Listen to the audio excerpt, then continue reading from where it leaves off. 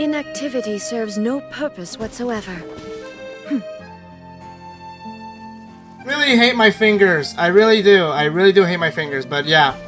So, because the other VOD got, just got deleted, simple thing. I already have her. I got her in 20 pulls because I was already at 70 pity. But you know what? Yeah, so 70 pity, I'm trying to build her. And, I'm trying to get her, both her artifacts and her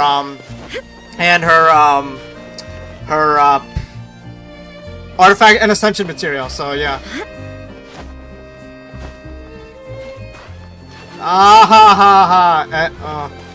So yeah. I have her, I have Arlecchino.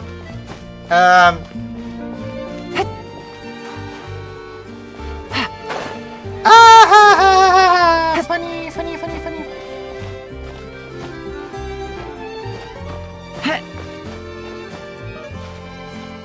Wait, what am I doing? Oh yeah, that's right. I'm trying to get there.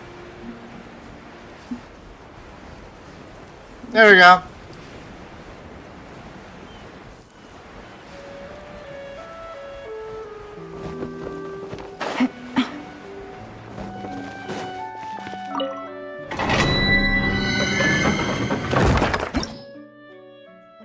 Hang on, give me a minute.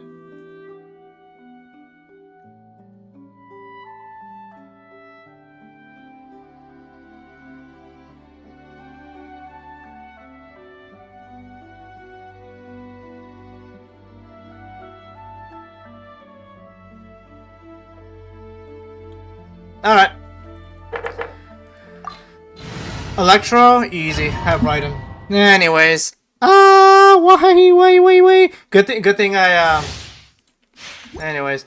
Good thing I took a photo of the, Gotcha. Of Arlecchino when I got her. Shower new things! Let the world come up! Skyward! Scatter! Game's up! Torn to oblivion!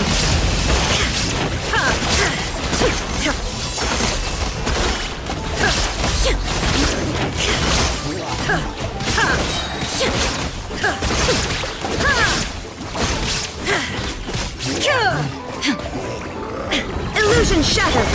Time to shine! Yoo-hoo! Scatter! Skyward! Seize the skies! Here comes the catch! Shine down! Now you shall perish!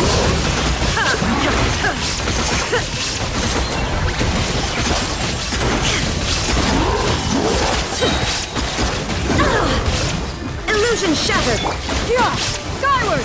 Scatter! Stray cloud converge! Shower me with praise! Let the world come on! Busted! Winging it wasn't the best idea. Game's up! Torn to oblivion!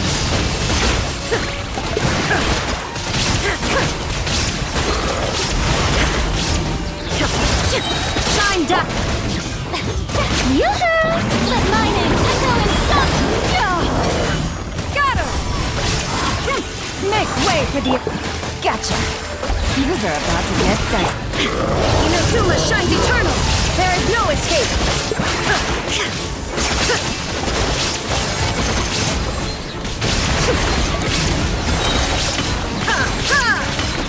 Strike a pose! God, okay. So, we'll be grinding, good thing we didn't do Arlecchino's, story quest, or that would have been awkward, but you know what? We are doing good, we're doing good. Oh, this is cool. Oh my god, why? Anyways, that's so sad. That is so sad. Anyways, let's continue. Shower me with praise! Time to shine! Quietly now. Game's up. Fun's over. Shine down! Now you shall perish!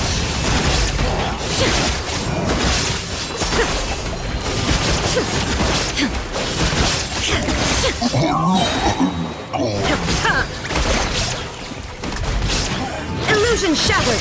Strike a pose! Let the world the skies! Busted! These are about to get dicey. Inazuma shines eternal!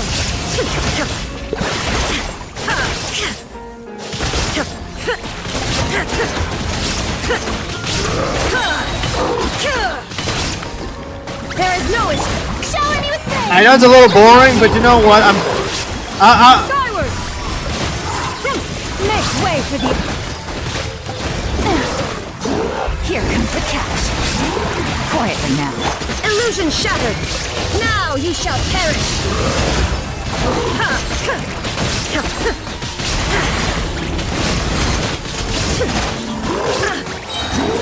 Shine down! Let the world collide! Scatter! Skyward! Seize the skies! Things are about to get dicey. There is no escape! Inazuma shines eternal!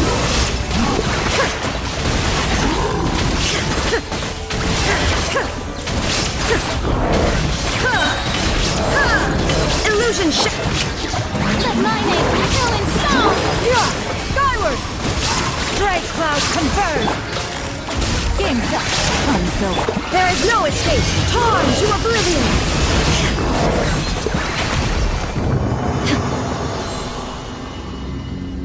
Alright, what do we got? What do we got?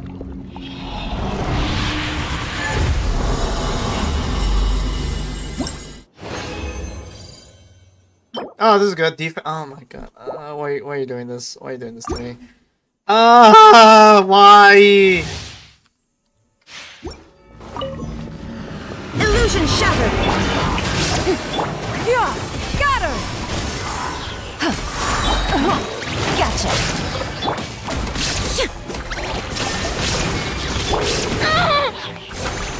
Time to shine! Scatter! Skyward! Make way! Quietly now. Things are about to get... There is no escape! Now you shall perish!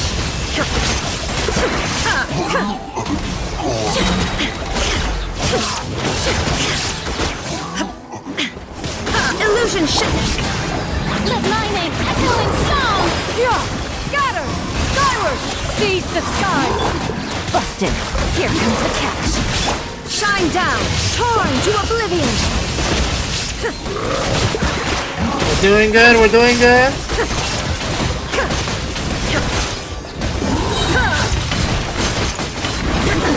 Absurd! There is no... Let the world collide! Skyward! Make way for the... Gotcha! Game's up. Fun's over. Now you shall perish!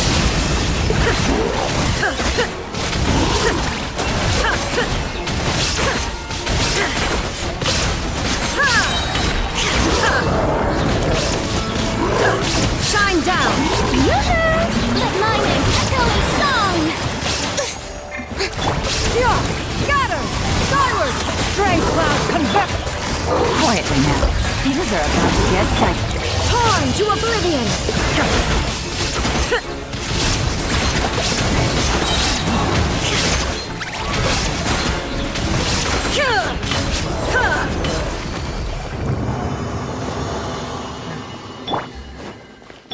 Alright. What do we have?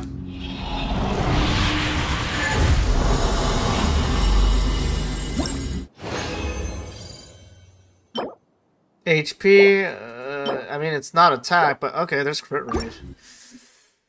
I'm just gonna put like just those artifacts, but I'm not gonna level them up. Ah, my order! Scatter!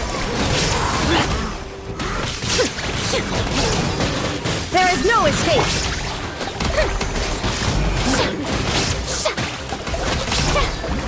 There we go. Let the world collide! Scatter!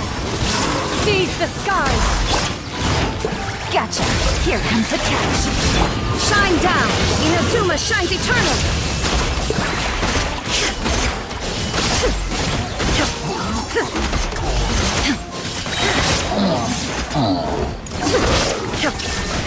Yoo-hoo! Let my name echo in song! Skyward! Scatter! Make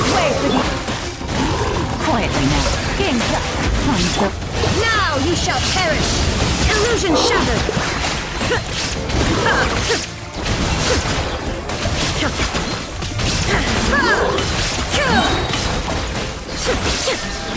Let the world collide! Skyward! Scatter! Stray cloud converge! Gotcha! Here comes the catch! Inazuma shines eternal!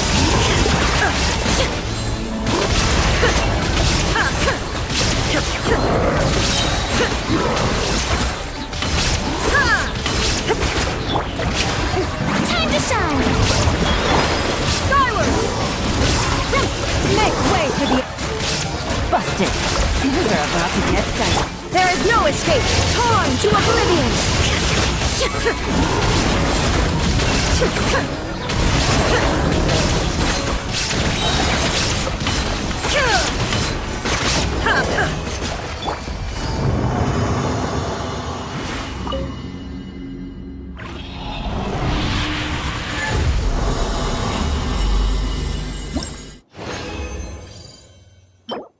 Oh, oh, this is, oh, okay, that's good. This one's good. This one's good. This one's staying. This one's staying.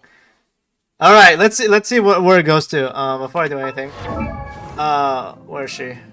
Where is she? Fast equip, I guess.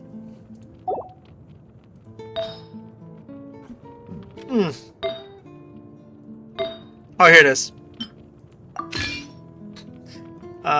Crown.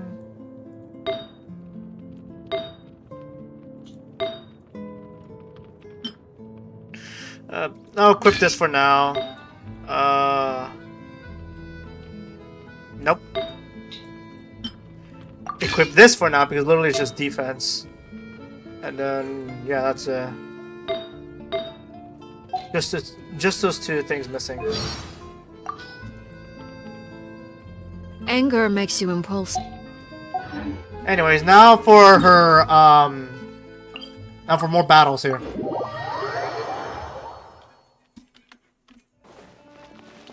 Take it easy. Alright. We're gonna be grinding. We're gonna be grinding for materials. Ow. Showing you things! Let the world come! Yeah! Skyward! Seize the skies! Here comes the catch. Shine down! Inazuma shines eternal!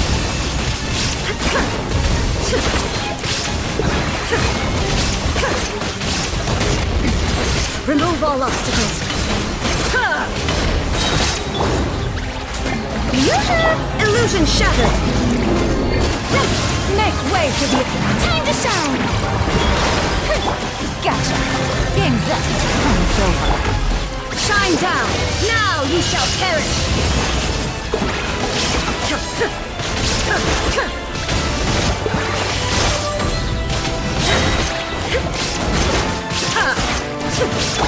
Let the world collide! Oh my god! Quietly now. Here comes the catch. Take it easy. Okay.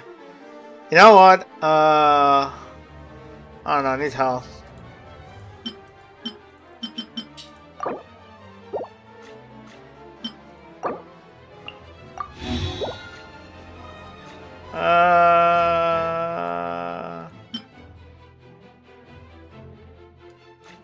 Yeah, I need health.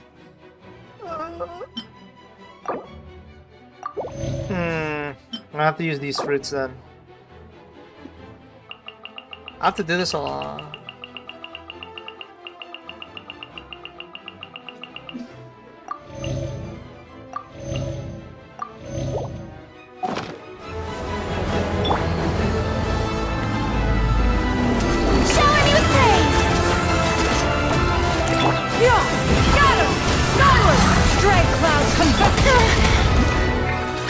Busted! There is no escape! Inazuma shines eternal!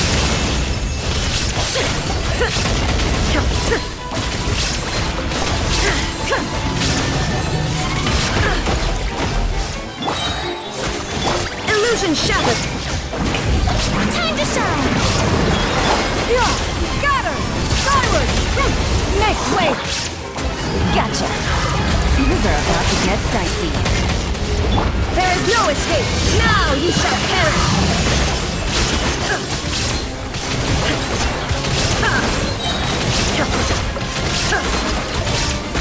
Shine down! Strike a pose! Let the world come on!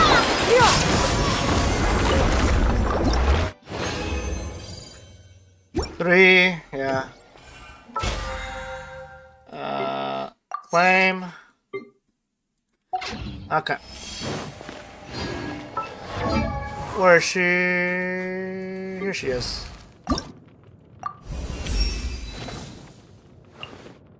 Auto add. I need 8. Oh my god, we're out of flowers. Ooh, barrel! Let's go! Oh, we're out of flowers. Okay. Alright, till next time. Alright, till next time, guys. We're gonna leave her as is for now. I'll continue grinding, but yeah. Which is the piece that I... Okay, let's see. Alright, let's see.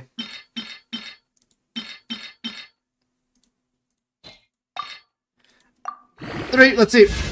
HP? Okay. 2.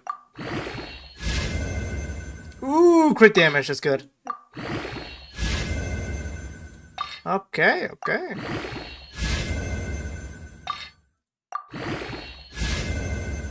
That's pretty good.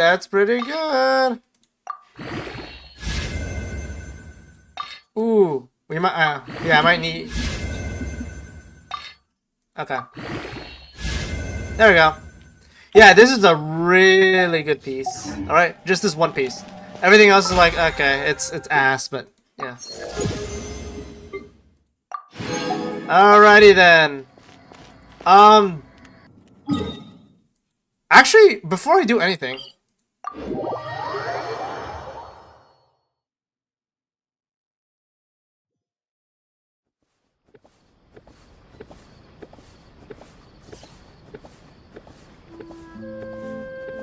Pre-weapons, the white tassel has a low base attack due to being a 3-star, but that can be compensated quite well by using Bennett. It's got a nice crit rate substat and big normal attack. However, here, an event reward from version 3.1. It gives a lot of attack and some EM, so it's best in her Vape or Melt teams. But if you've played that long, it's likely you already acquired better options anyway. One more is the Black Cliff Pole, which is from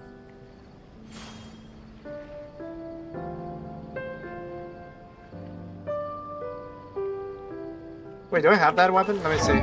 Actually, before I do anything.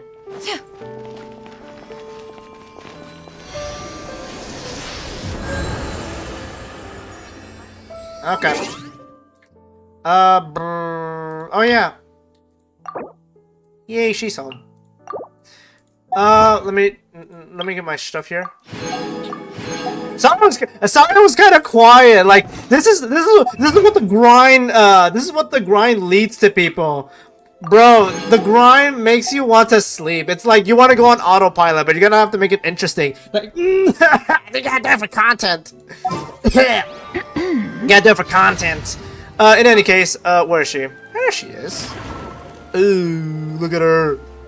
An insurmountable problem, I presume. She is here. Oh. Yo. Actually, wait a minute. Isn't this beginners? No, switch. Do I have it? No.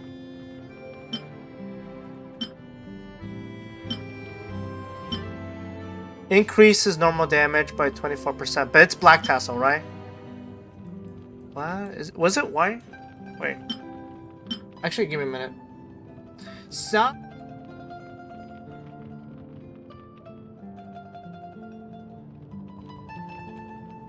Alright, I'm gonna have to use white tassel then. This one. Okay, this is hers now. Let me go to refine. Let me...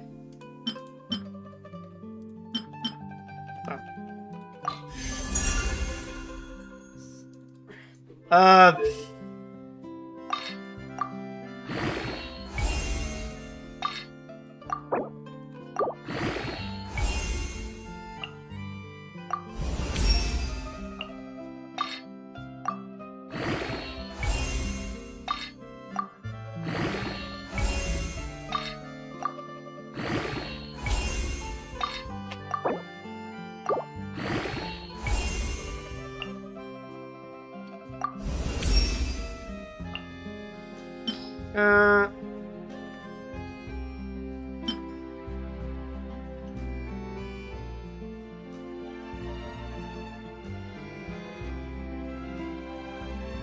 Do do do do.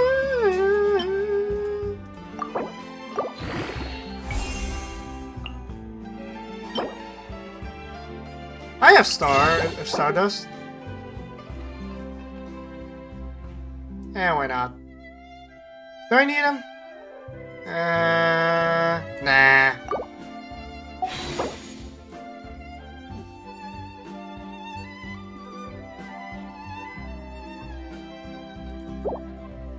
Actually, how much do I? Alright, increases damage against. Wait, what? Wait! Ah! Where my white tassel? No! I fucked up! I fucked up, guys. I don't know what to tell you. Bro, I fucked up. I actually fucked. You know what? You know what? You know what? Why not? I'm gonna pull. I'm gonna build pity, okay? I'm gonna build pity, guys. I'm gonna build pity. I'm gonna build pity.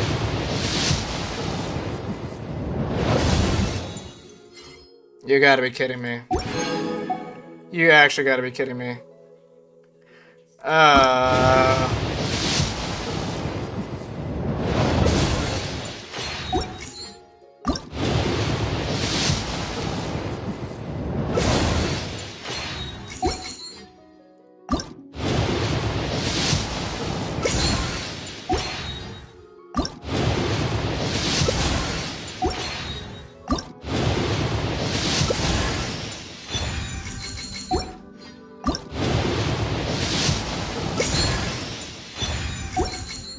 Okay. Can I get the sword here, or do I have to? Is there a way? Is there a way I can get the sword? Oh yeah, I can get 3. I got 3. Yay! You know what? Okay. You know what? I'm gonna. Wait. Can I also? Wait. Hold up.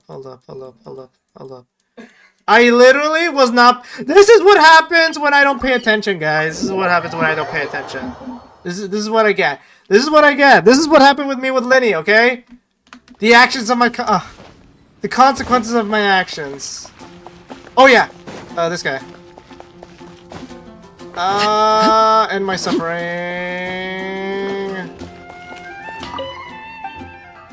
Yeah. Can I get a? Bruh.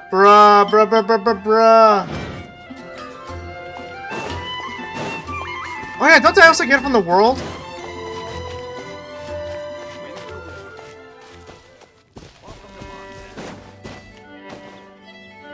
Wait, okay. Hang on, Black Tassel. Why was I? Why didn't I notice it?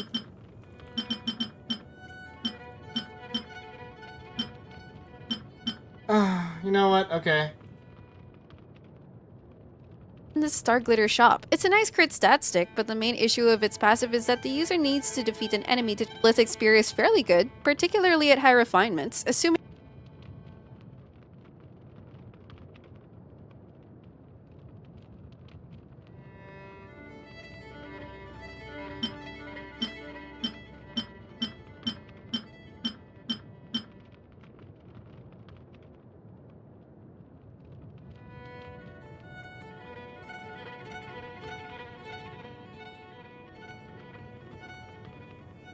You know what? I have this. Hang on.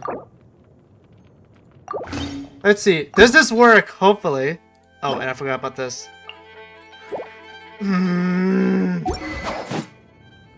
Does this help?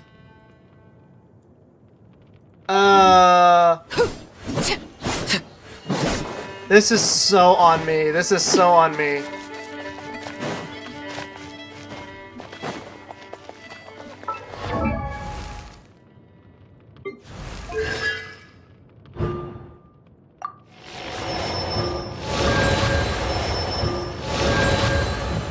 I think there's other ways I can... Oh. I could just find... I could just go treasure hunting, actually. I could just do that. I could just go treasure hunting. I could... Ah! The... Oh! You know what? Yeah, where are my weapons?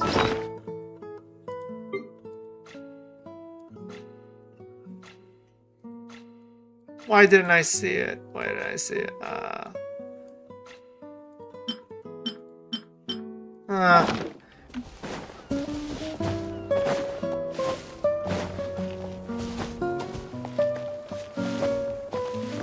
You know what? Give me a minute.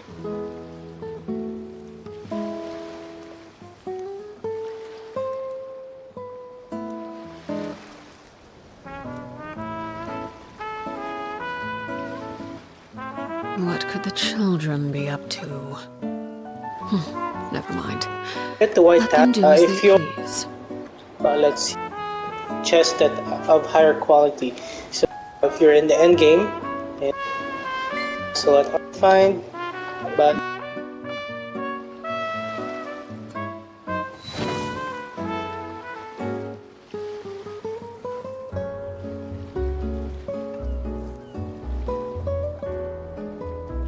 try.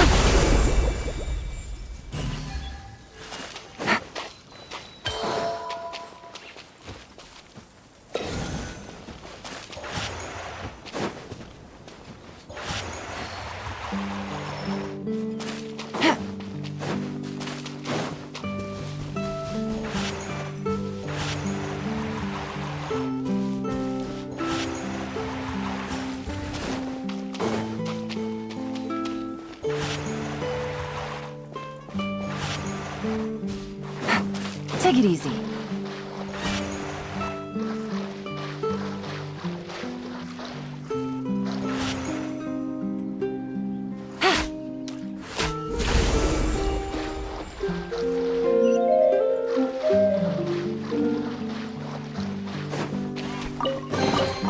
Treasure. One way to draw your target out of hiding.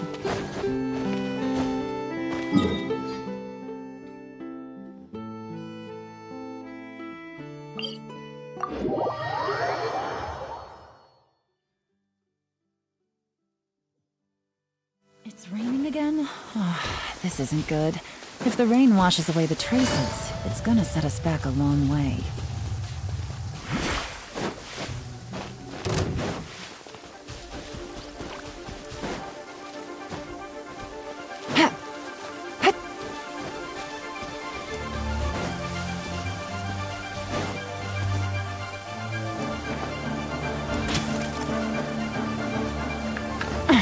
Gutsy. I'm not sorting with this. See the chest. Yeah, you might need it like you need higher right one, so not the right chest. You need higher quality chest. So just use the treasure compass, right one chest. So this use the oh, there's a, so we'll give this. Okay, hello guys, what's up? How are you doing today? All right. By the way, if you're new to the channel, please play to start. So let's see. This might help. They're playing for it's and during your gaming session. Gutsy.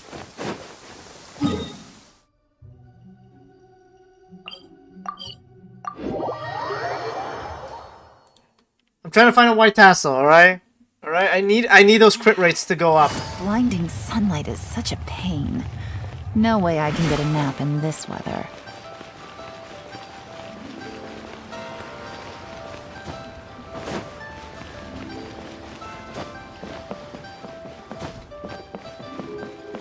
Okay. Bruh. Yeah! Skyward! Scatter!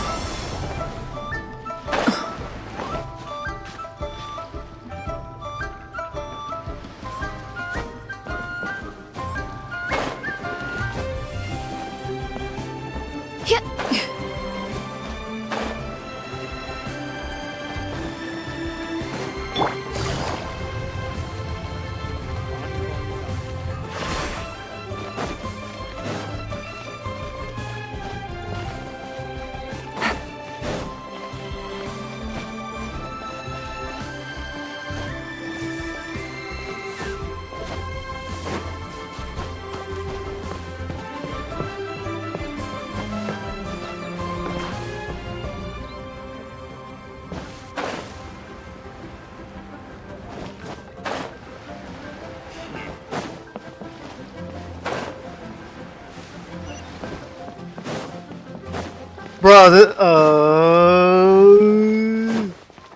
bro, okay, do I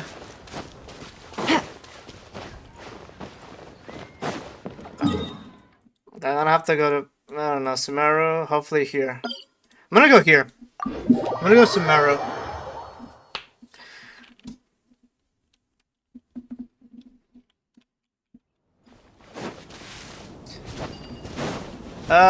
Chest. Take it easy.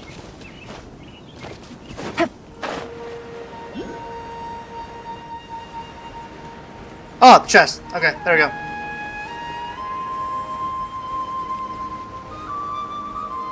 Oh, another chest. Let's go. Chest. Chest. Let's go. That's close enough.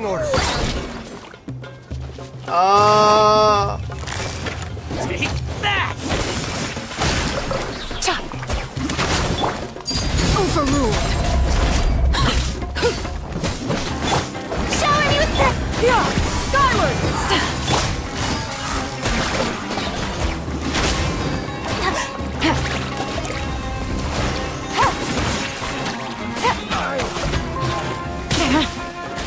I'm getting sick of this game.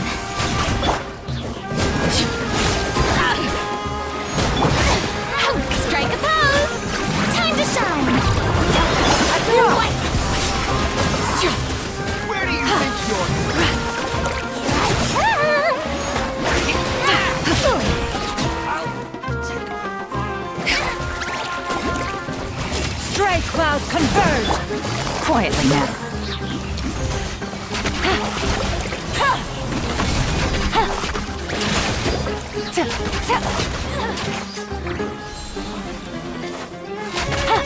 Gotcha.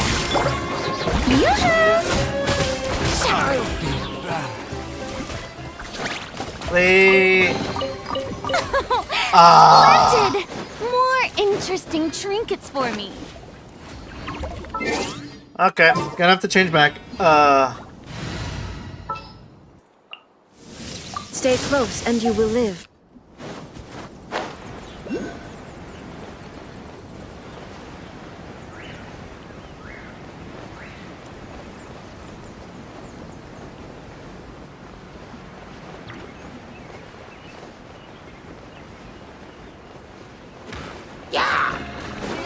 Strike a pose! Let my name echo in song! Skyward! Scatter! Game's up. Fun's over. There is no escape! Inazuma shines eternal!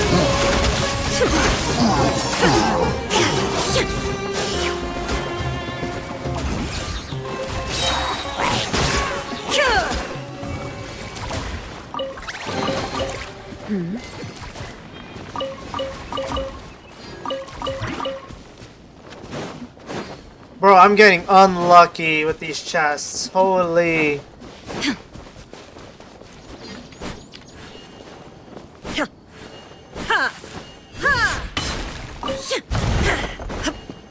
Hang on.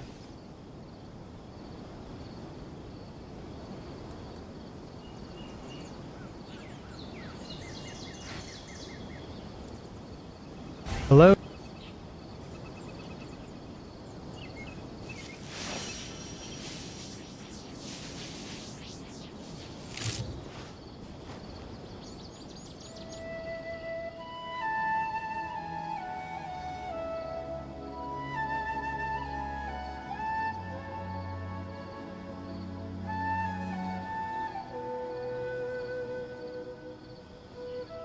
Or Staff of the Scarlet Sands, depending on your team. Both give a ton of crit, which is really helpful for building your DPS. Dragon's Bane at high refinement is great in vaporized teams, and Deathmatch is a fantastic 4-star option for low spenders. For free-to-play players, if you can save up for a Black Cliff, it's pretty solid, and Prospector's Drill, Ballad of the Fjords, or is that Fords? To be honest, I don't really know. And White Tassel are also going to be decent. Here's some weapon comparisons, just so you can get an idea of what to expect for Arlecchino.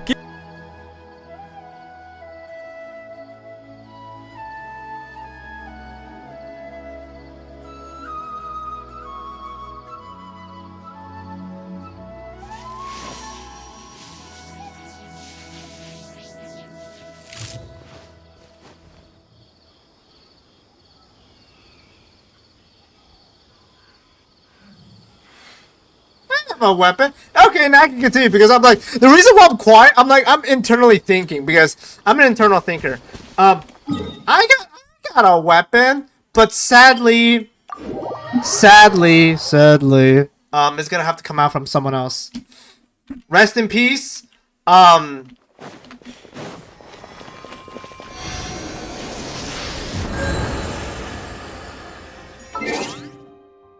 right, guys. 074. Wait, where's she? There it is. An insurmountable problem. All right, everybody. 07 for Hutao. I'm sorry. I'm sorry, but I'm gonna have to take your weapon. I am sorry. It has to be this way, okay? It has to be this way. I am so sorry, Hutao. I'm so sorry. There we go. I'm so sorry. Anyways, I'll try and get an. I've been unlucky trying to get Dragon's Bane, but you know what? Yeah. There we go.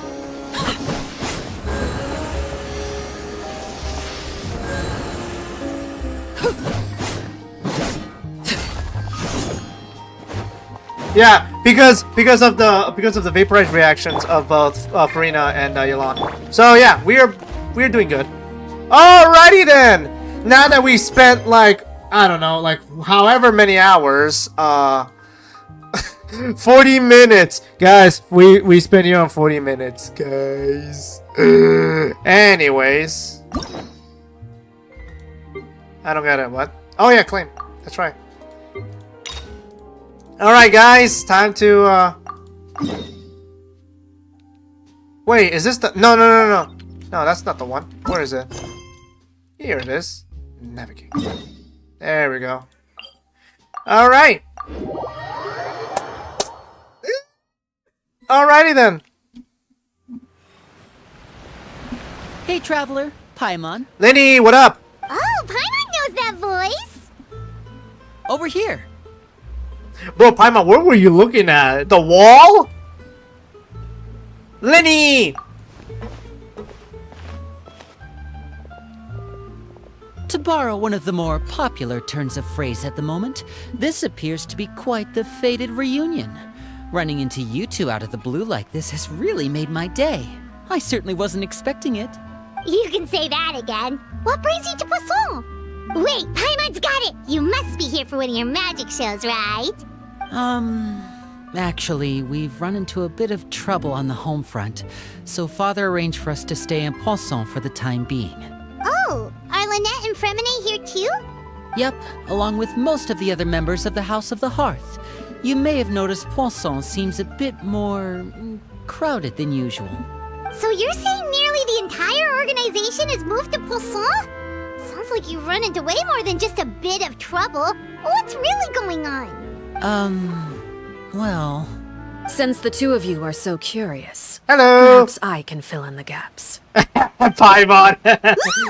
You scared Paimon half to death! Father, you're here. You know... On second thought, maybe we don't need to know. It's all probably super confidential House of the Heart stuff, right? We totally weren't trying to pry or anything.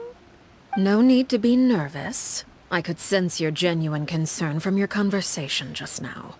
Of course, I can also understand your confusion. Sending so many Fatui here to Poisson, it's only natural that some might suspect an ulterior motive to be involved. Well, we are a little curious, though. I understand. I'm well aware you've had your fair share of confrontations with the Fatui in the past, and I can't exactly guarantee that we'll remain on good terms in the future. As for right now, however, I would say we have little reason to be at odds, wouldn't you agree? The House of the Hearth could stand to be more open with those who have worked so closely with us in the past. As for the issue at hand, well, it hardly relates to any ulterior motive. To be frank, it all stems from a certain rumor circulating around the House of the Hearth. It's an internal matter. What sort of rumor? Spy? A rumor that a certain phantom child is hiding away in the House of the Hearth. I feel like I'm getting chills already. A phantom child? Ooh, just hearing the name is giving Paimon the creeps. A spirit that should have long ceased to exist is lurking in the shadows of the House of the Hearth. So I decided to bring the children to Poisson before continuing to investigate the situation. I expect I should be able to track down the spirit fairly quickly. After that, it's just a matter of resolving the situation, if you will. It shouldn't be much trouble at all. If you're curious, or if you still have some concerns, it might be advisable to stick around for a few days. I'm sure the children would be exceedingly pleased to welcome some visitors. Lenny, I'll leave you to entertain our guests. I have some matters to attend to. Of course, Father.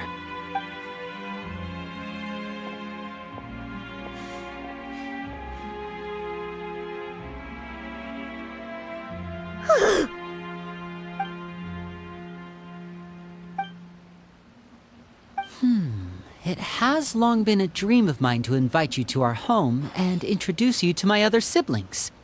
You're quite well known in the organization already. A lot of people have been talking about you, especially after everything with the prophecy. If you're willing, why don't you stay a while and have a little chat with us? Alright. Alright. We don't have anything else to do right now anyway. But let's be clear, we're just gonna be there as guests, okay? Don't get any funny... Oh, wait a second. For your guests, that probably means we'll be treated to lots of yummy food, right? It could be Of laced, course. you know. During our stay in Poisson, we've been helping out the locals with some fishing. We bring in quite the bounty every day. In fact, today is the perfect chance for me to show you what I can do in the kitchen. Let's go. I'll take you to where we're staying. Whew. It has long been a dream of mine to invite you to our home and introduce you to my other siblings. You Alrighty then.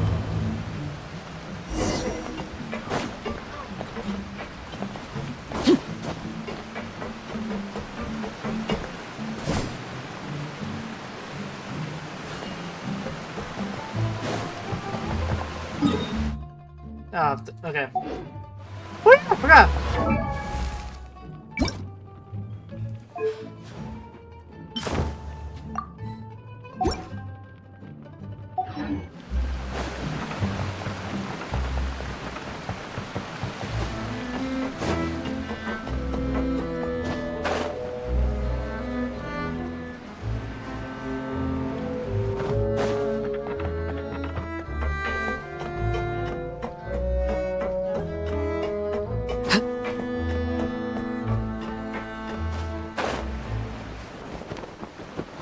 Oof. Okay. We rented this house from one of the locals to use as a temporary base. I'll come back later and tidy up a bit. After that, it should be all ready for you to stay in tonight. Awesome, thanks! So, where are we off to now? Well, when I happened to run into you two earlier, I was actually in the middle of distributing some supplies. With this many people staying in Poisson, we have to bring in outside supplies every now and then. I should probably make sure the rest of these provisions get delivered, otherwise people might start to get antsy. Okay, we'll come with! There are all sorts of rumors about your organization floating around out there. Paimon's not sure if she could even take a wild guess as to what's true and what's not. But now that we finally have the chance to see a day in the life of the house, we can take a good look at how you operate! Well, you're more than welcome to come along. Just follow me. Oh yeah. You know what? Just in case, because I have heard about there's gonna be a boss fight later, so might as well. The campaign begins. Anyways.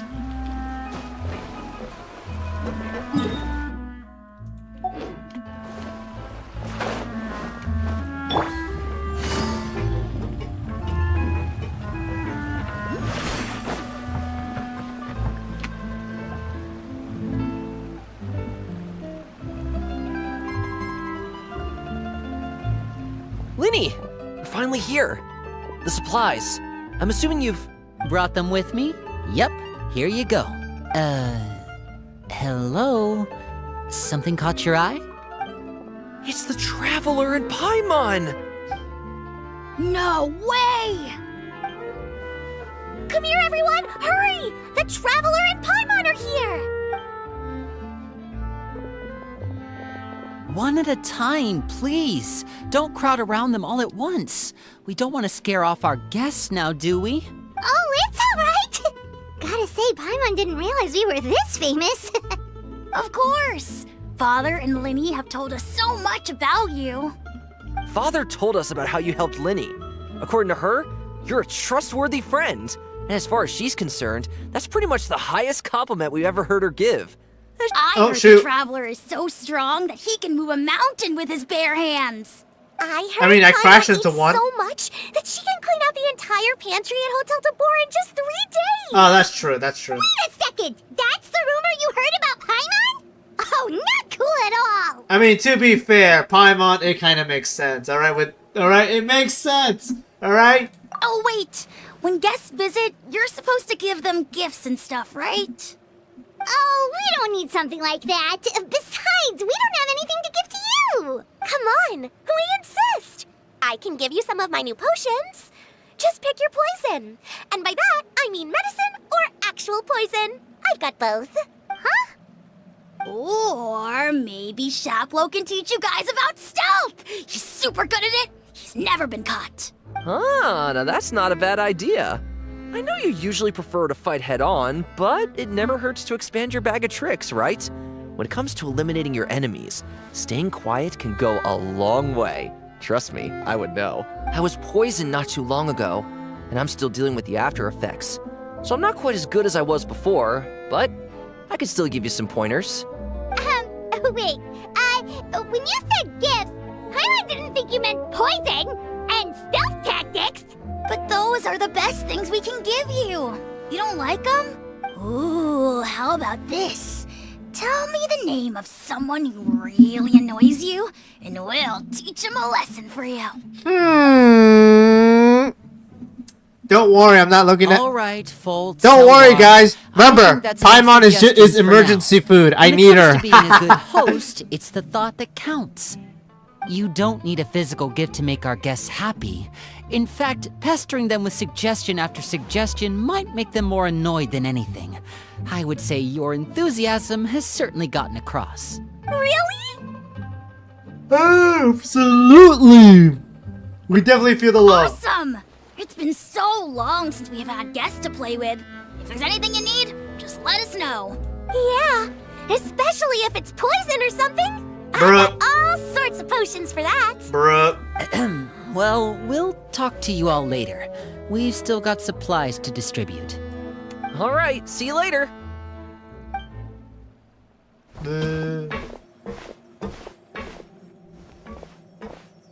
Bye!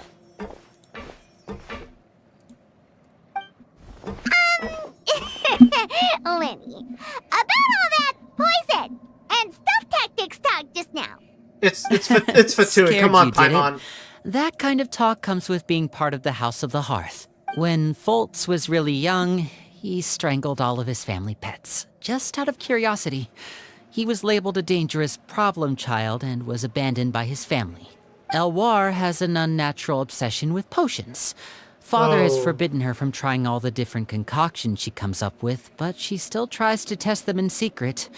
You really have to keep an eye on that one. Chaplot is around my age. While I'm mainly responsible for collecting intelligence, he handles surveillance. He's very passionate about his work and has no reservations about taking on some very difficult missions. I know you two probably aren't used to that kind of talk, but I can promise you they only had the best of intentions. Things like stealth tactics and developing different poisons, they really mean a lot to them. They were just trying to share the best of what they could offer, that's all. Sure. Yeah. Wait, okay, I'm gonna read up the...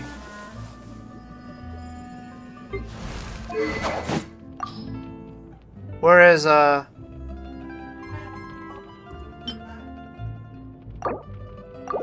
Okay, increase crit rate by 8% and increase normal attack by additionally charge that hits upon 50 chance triggers a vacuum blade, deals attack as this guy's more supplies is the following. Actually, you know what? I might keep this. I might keep this, guys. I might keep this. I don't know. This could work, but I don't have it leveled up yet. So, and I'm still. In any case.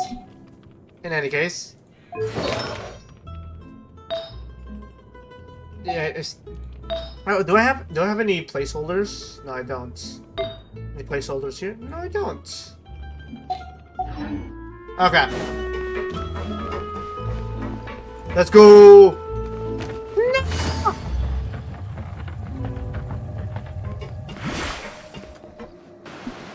Filial, supplies are here. Thanks. And who are these two? Outsiders? Allow me to introduce you. This is the Traveler and Paimon. Oh, you're the famous duo I've been hearing so much about. It's nice to meet you. I heard you've traveled to all sorts of places. Is that true? Of course! We're making our way all across to that! Oh, good for you. Why does she sound You must suspicious? be pretty familiar with Fontaine by now, then. Have you seen the new opera that started running recently? I think it's called... The 4,000 Thieves? Oh, this is the first we've heard of it. It seems like it's going to be fantastic. From what I've been able to tell from the posters, anyway. You should definitely check it out if you have the time. Oh, and there's the Blind Maiden, too. That one is supposed to have audience interaction. Seems pretty interesting. Ooh, interesting. We'll see how this goes. After this mission is over, I think I'll go get a manicure. Oh, maybe I should dye my hair. Wonder how much it'll cost. Is it just Paimon, or do these two seem much easier to get along with than the others? Looks like the House of the Hearth has some normal members after all. I heard that. Oh! Yeah, you were talking way too loudly there. I'm guessing you're referring to Foltz and the others? Yeah, we're definitely not all like them. I bet those crazies are practically foaming at the mouth right now. I'm sure they just can't wait to get back to Snezhnaya to carry out the plan. That's enough, Filial. Don't talk about family members behind their back, right? Whatever. Let's go. Guess this is goodbye then. If you ever have some time, we should go see the opera together. Yay.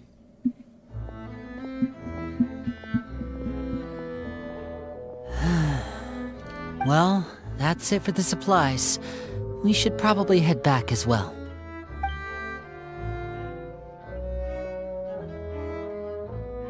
Well, they didn't seem too happy with each other. Seems like there could be something more going on here. Some infighting? We should just observe for now. You're right. We're only here as guests after all. Oh, Linny's getting super far ahead. Come on, let's catch up. We roll. Wait, where? Oh, we roll. Whee! So, what do you think of the members you've met so far? They got personality. That's what I'll tell. That's what I'll tell you. Well, Father is always encouraging us to be strong-willed and independent. So if there's one thing we've got, it's people who aren't afraid to speak their mind. Well, I should probably get cooking. Wanna join? Of course! Then let's head out and... Fremine, what are you doing here? Looking at a box. Well, Fremine, nice to see you again! you too. I heard you're here as guests of House of the Hearth. We were just going to make some food. Why don't you come along? I could use some help in the kitchen, and I seem to remember you mentioning you wanted to make seafood soup for the traveler in Paimon. Seafood soup? Oh, Paimon's drooling already. Were you looking for something just now, Fremine? Maybe I can help. It's nothing. I just wanted to see if there were any extra supplies. Yeah, we've got some left over. What do you need? Some food and water. And some clean cloth, if possible. No problem. Give me a second here.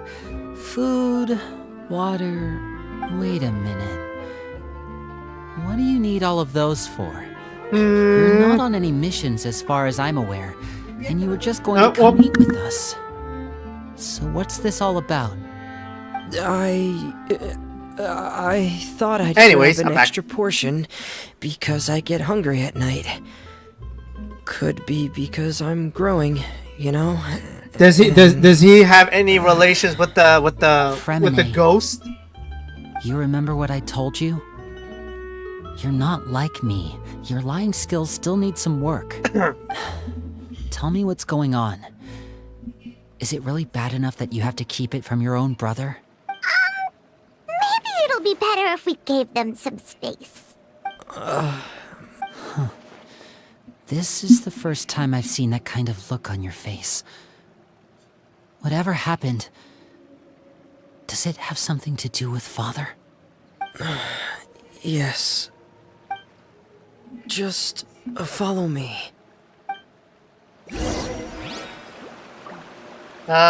Okay.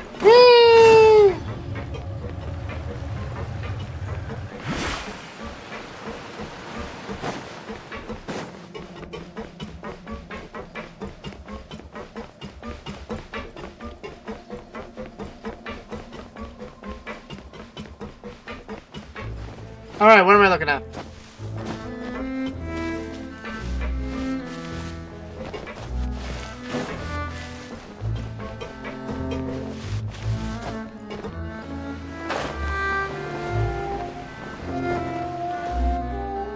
You're back! Oh, and you've brought some friends with you this time. Where? My name's Linny. I grew up in the House of the Hearth. And you are? Hi, Linny. I'm also a child of the House of the Wait a minute! Just like I you. know her! You can call me Clairvy. Wait, is it? Nervy? Wait, hold. I didn't get her name, but from the trailer. Nice to meet you.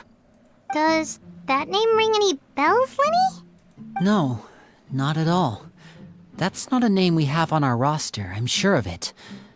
What I'm not sure of, though, is how she managed to sneak in. She must be the phantom child Father's been searching for. From the looks of it, I'm guessing you were the one that found her, Fremine. You, haven't told Father, have you? No, I haven't told anyone. I've just been keeping her hidden. For how long? About half a month now. Bruh. So ever since we got to Poisson, then? Do you have any idea what you're doing? I know what I'm doing. Really? 'Cause from where I'm standing, it looks like you're hiding the very person Father has been trying to find. If Father finds out about this, everyone involved is going to be punished. You know the rules of the house, Fremine. I know you do. Father doesn't tolerate any form of betrayal. So why are you doing this? I've thought it through. And I just can't hand her over like that. Linny, don't you remember last year? Chapleau nearly died after getting poisoned during that one mission. He wasn't able to get back before the poison started taking effect, and not a single person was there to help him.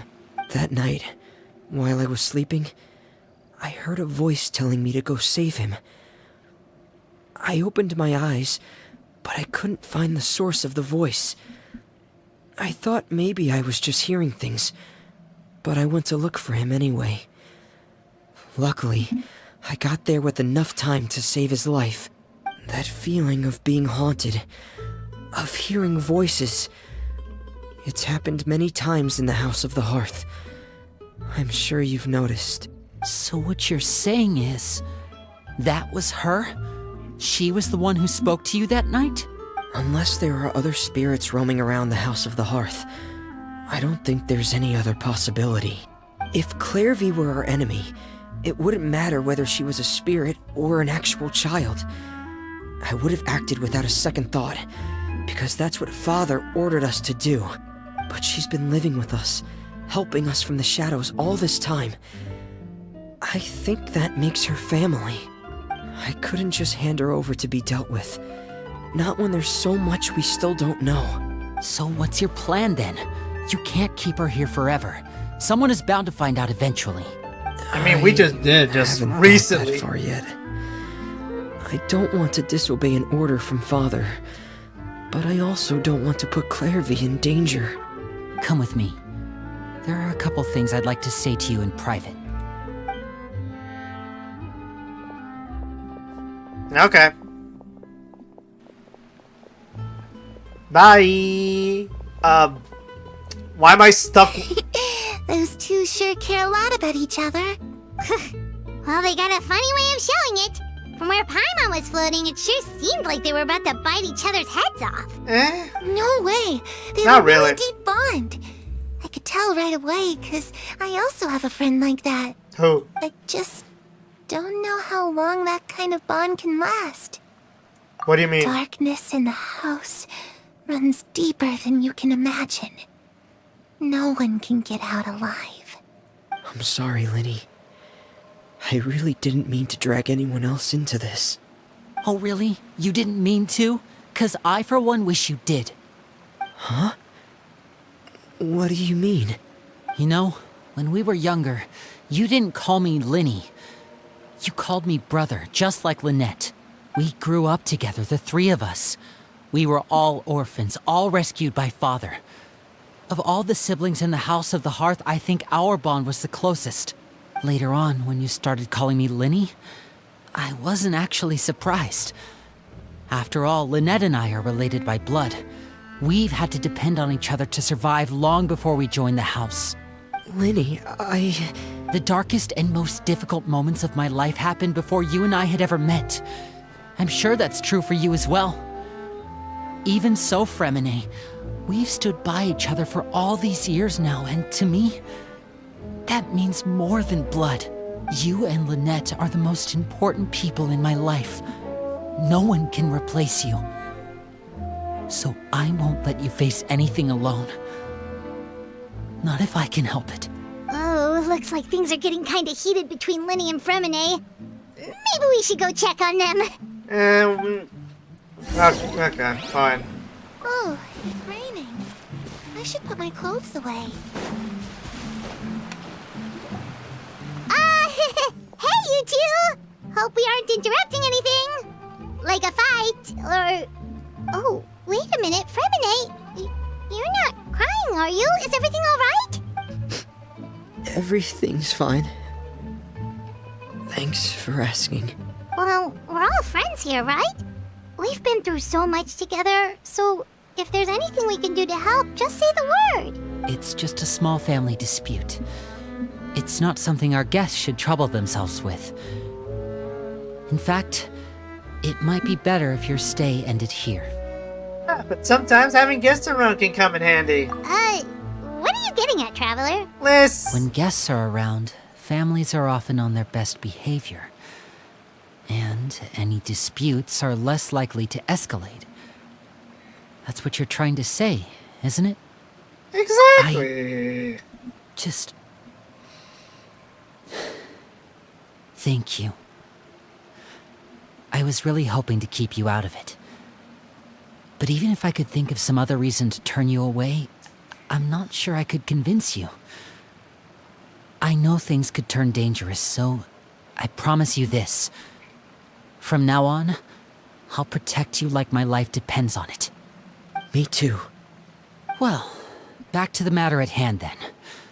If we don't plan on handing Clairvy over to Father, then our only other option is to solve the mystery of her identity before Father is able to track her down. That means finding out where she came from and what she's doing here. Then we can send her on her merry way and pretend like none of this ever happened. I've tried that already. And? And... nothing. I tried taking her somewhere really far away, but... after some time, she just reappeared. She even came with us all the way to Poisson. It seems like wherever the house is, she follows. I don't know much about spirits. Do you two have any ideas? A bit, yeah. Let's see here. Paimon remembers hearing something like, if you fulfill a spirit's last wish before they died, they'll let go of whatever's keeping them here and return to the ley lines.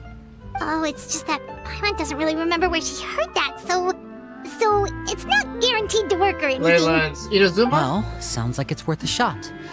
Guess that means we should go ask her about her wish. But first, Fremine, I need you to promise me something. What is it? I need you to promise me that this will stay between the two of us. We're the masterminds behind this whole thing. No one else gets involved. Can you do that for me? Of course. I promise. All right. Then let's seal the promise just like when we were kids. Fist bump on 3. Ready? 1, 2, 3. I heard the fist bump.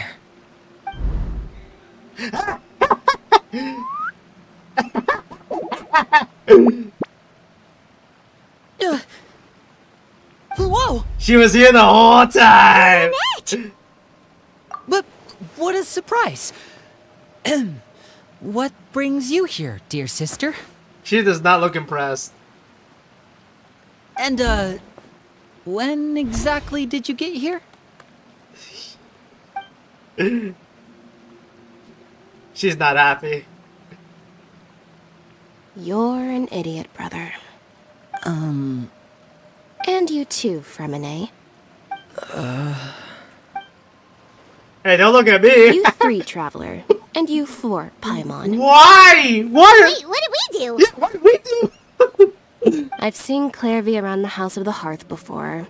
I hadn't seen her in Poisson, so I figured she must not have come with us. But it turns out, you were just hiding her. I heard you talking about your plan. Rather than steering clear of the situation, I'd rather fully join in. Just If you don't agree, bro moment. I'll have no choice but to report everything back to Father. Simple as that. You're not giving us much wiggle room here, Lynette. Well, I guess we're all in this together then. After we talk to Clairvy, we'll figure out our next move. There's no time to lose. Let's go. Alright. Hee-haw! I forgot if that's actually her name from the trailer. I'm full. Thank you for bringing me this food, you guys. She said she's full, but the food doesn't look like it's even been touched. Well, she's a spirit, so... That's right.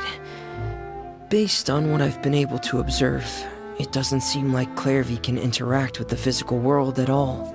Still, when she's presented with food, she'll always linger around it for a good little while. Maybe, in her mind, she really is eating those things. Does she know that she has already passed away? I've tried to ask her, but she didn't answer.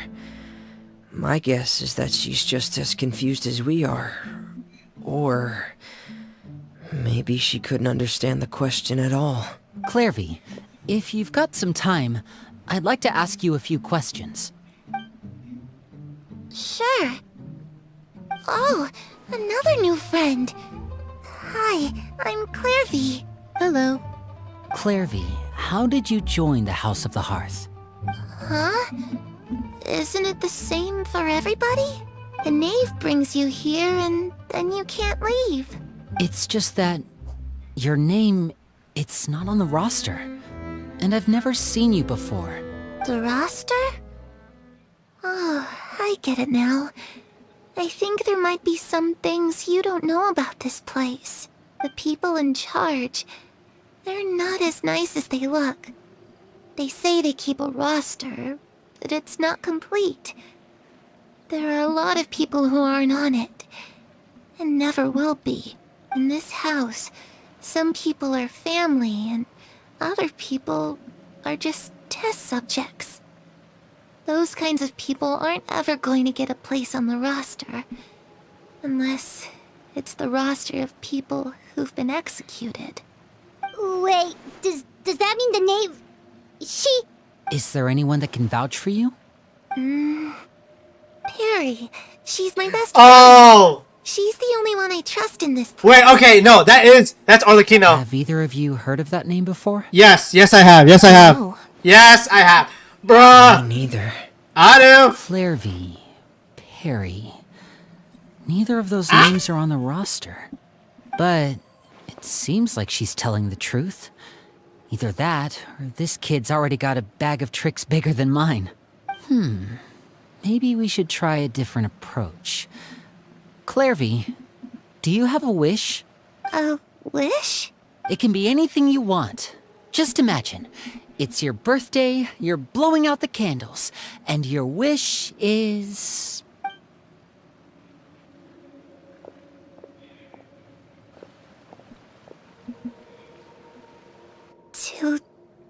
To go outside.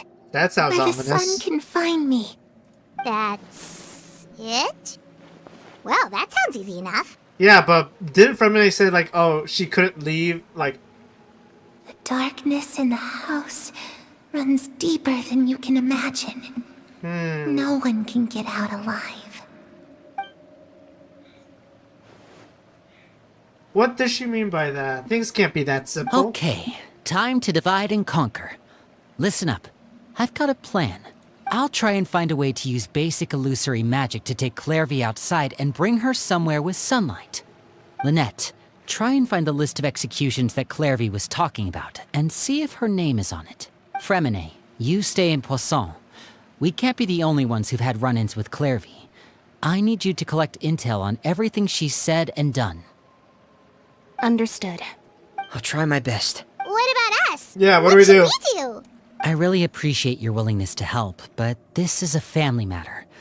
I don't want to drag you in too deep.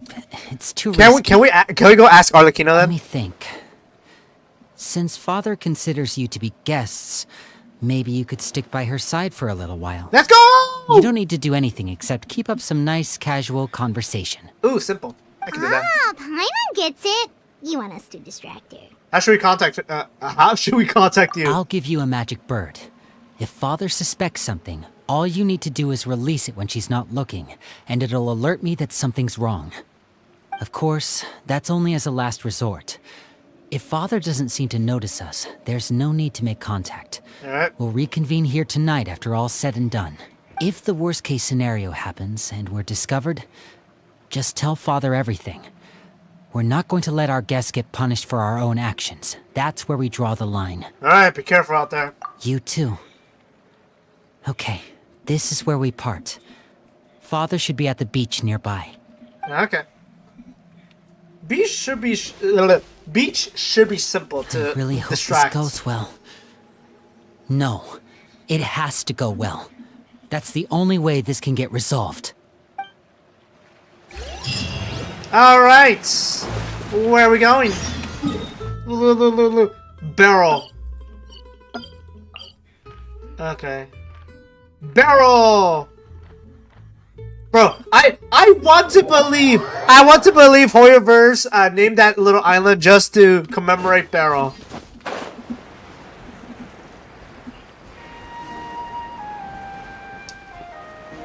So funny thing, for LCK, I was rooting for Hololive just because for Zeka. I still have a soft spot for all the DRX members from the 2022 roster. To oblivion.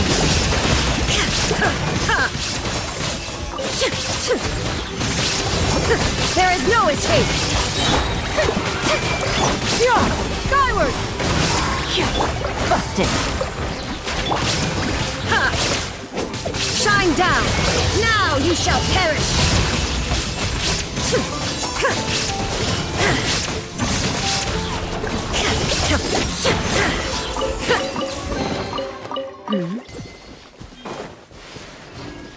No sign of White Tassel.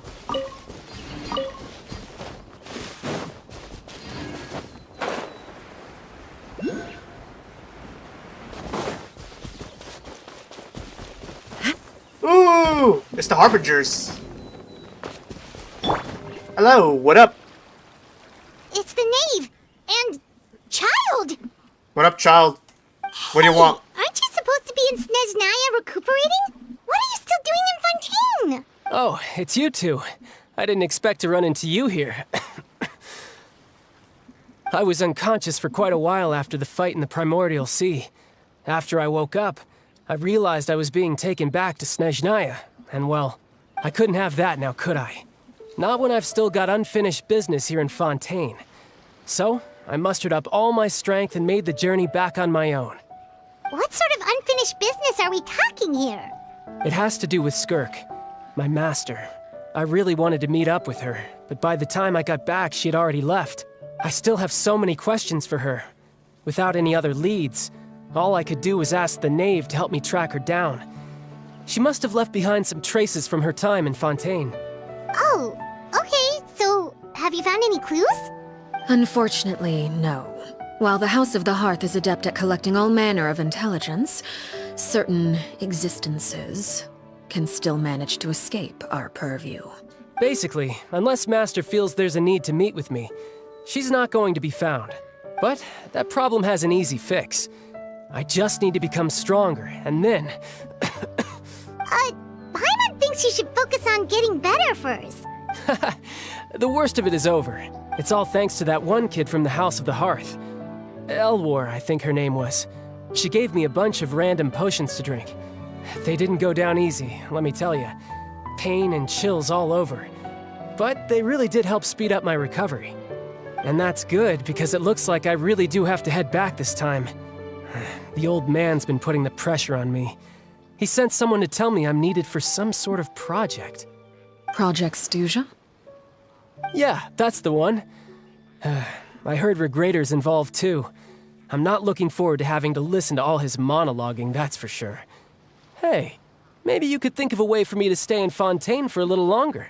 Helping Linny and the others brush up on their fighting skills would be far more interesting. If you and I could spar, that would be even better. I've been waiting for a chance to see you go all out.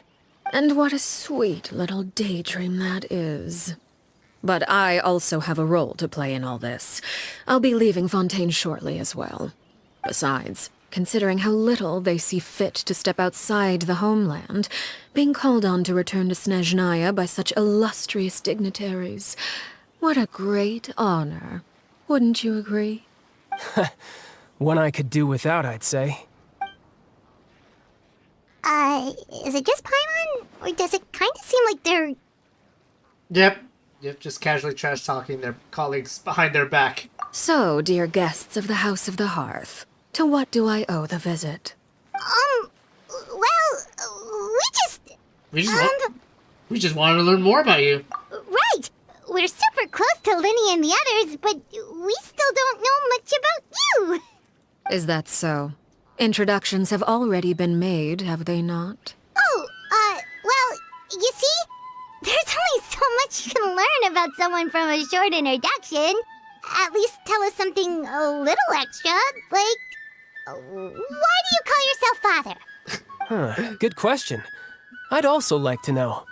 The fact that you have to ask tells me our intelligence work has been quite successful. Telling you the answer to that question would only serve to undermine that success. And we can't have that, now can we? Okay. Spoken like a true diplomat. That was some expert sidestepping right there. Well, if there's nothing else, I think I'll take my leave. I still have a small matter to resolve at home. Wait, don't go! Let me think. No. Yeah. So, about the House of the Hearth. I'd also like to hear the answer to this.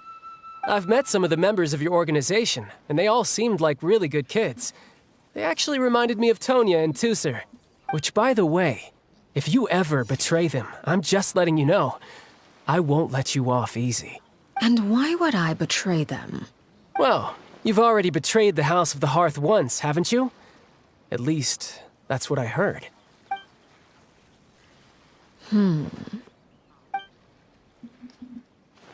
Okay, I admit. That's just what the old man told me. The rooster, I mean.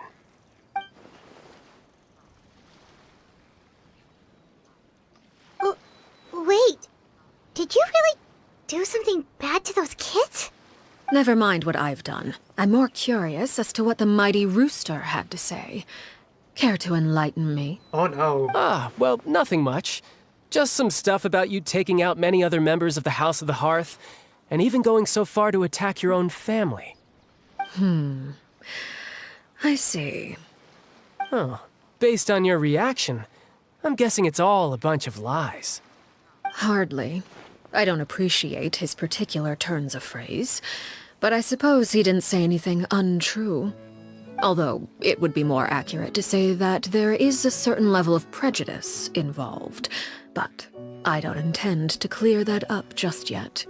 Prejudice has a funny way of concealing the real truth behind certain things, an attribute that I find to be quite advantageous.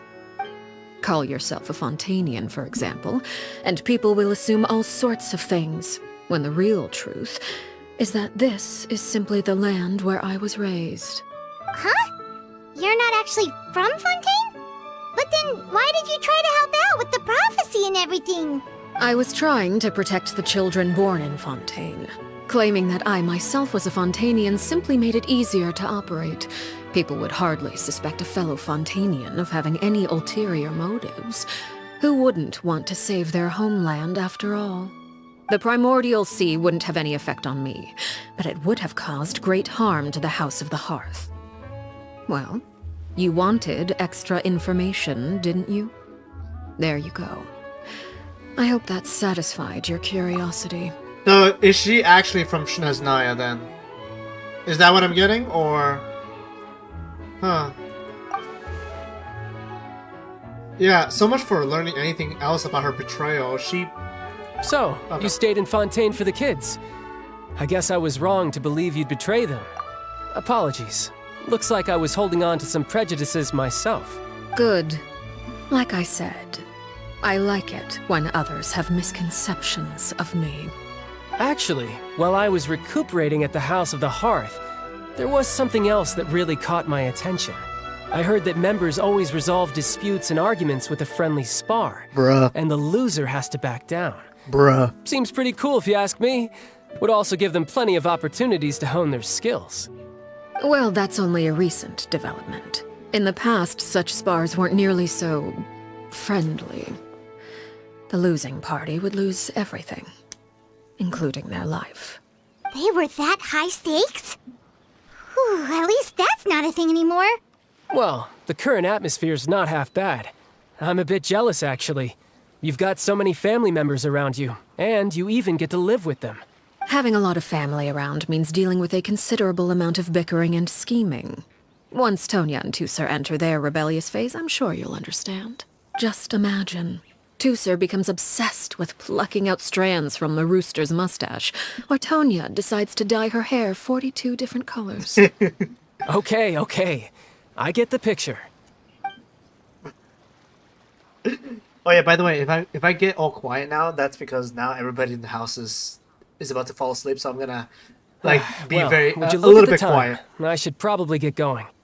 Traveler, Paimon, I'm not sure where our paths will cross next, but the next time we run into each other, we should definitely try and find some time to spar. Again, maybe this is a conversation we can have when you look less like you're gonna keel over. All right. Well, thanks for everything, Arlecchino. No thanks necessary. You also played a part in obtaining the Gnosis. I would say we can call ourselves even. I like the sound of that. Well, I'm off. See you all some other time. Later. See you in Shnezhnaya. We should probably get going too. Do you want to head back with us? Oh? You want me to leave so soon? Well, you see... Paimon, you suck. I'm rather enjoying the evening breeze. If you don't mind, I think I'll stick around for a bit. I have some things to think about. Apologies for not attending to you like a proper host. Please forgive this slight. I do hope you'll have a pleasant stay. We managed to keep her distracted until nightfall. Good thing Child was there to keep the conversation going. True. You don't think she suspected anything, do you? No, as long as Child is the one talking, we should be I fine. wonder if Liddy ran into any issues. Let's hurry back and see how everything went. Alright, let's see. Poisson.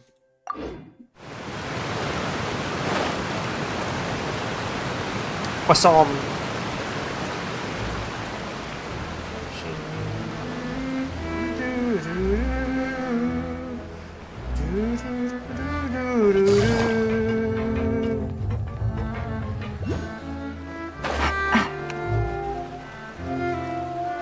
Liddy, how did everything go? Well, long story short, we ran into a small issue. Clairvy can't go into the sunlight. I am not surprised. Everything was fine at first. She followed me up to the surface just like I told her.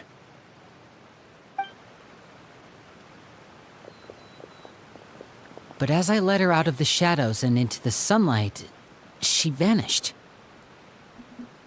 I turned around and there she was, standing at the edge of the shadows, silently watching me. Huh. Maybe she's afraid of sunlight, or... No, it wouldn't be her wish if that were the case. Well, we could always try pushing her into it. Not sure pushing works on a non-corporeal being. Oh, true. I've pretty much tried it all already. Nothing worked. Eventually, the sun went down, so all I could do was bring her back here. How did it go with you, Lynette? Good. I've got the list. It's right here. Really? Well, what are we waiting for? Let's take a look!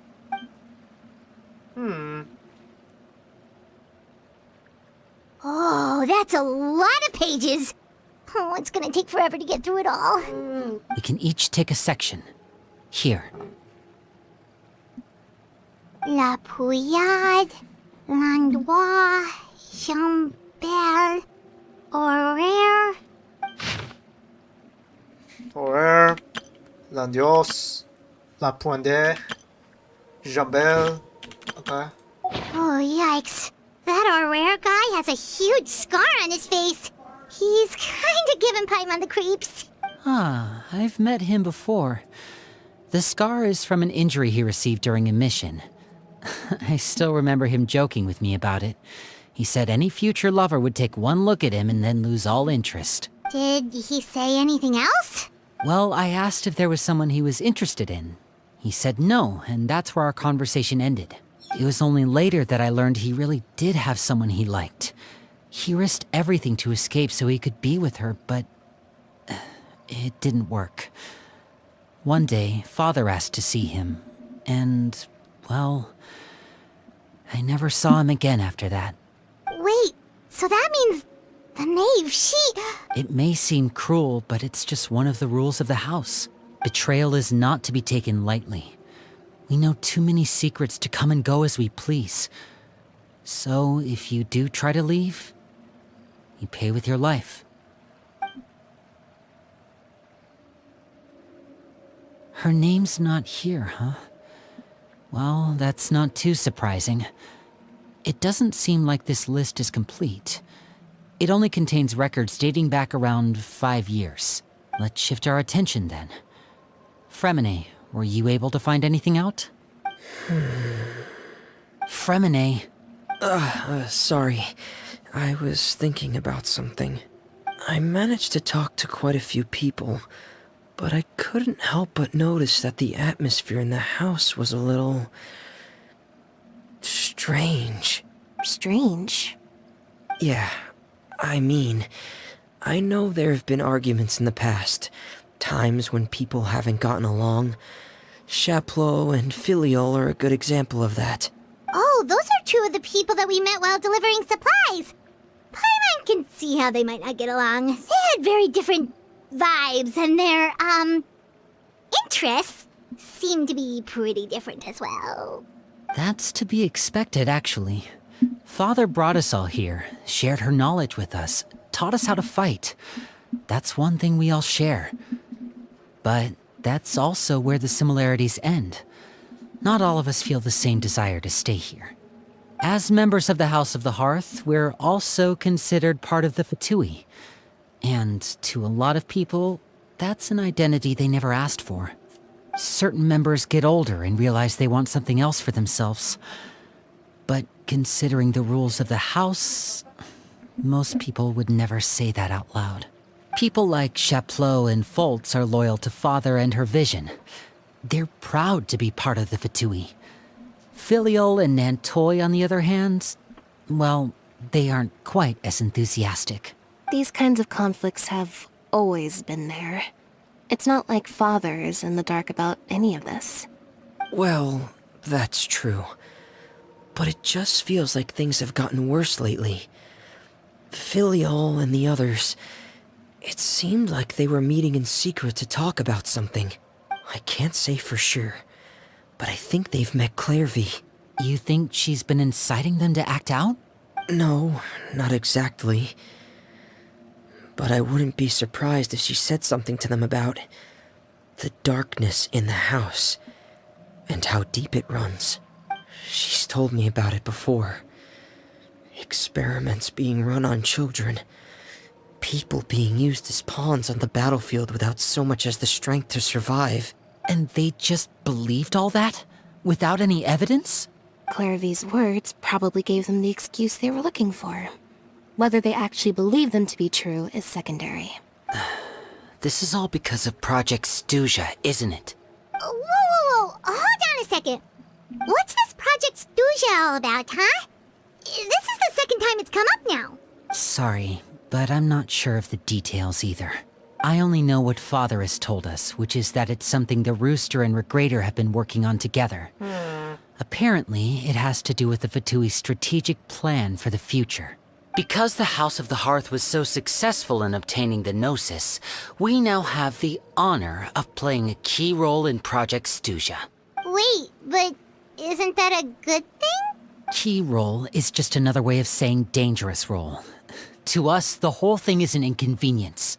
Father thinks so too, but she's in no position to refuse. Their plan isn't exactly unreasonable, and they've been funneling the house a lot of funding. It's just that we'll lose a lot of members in the process.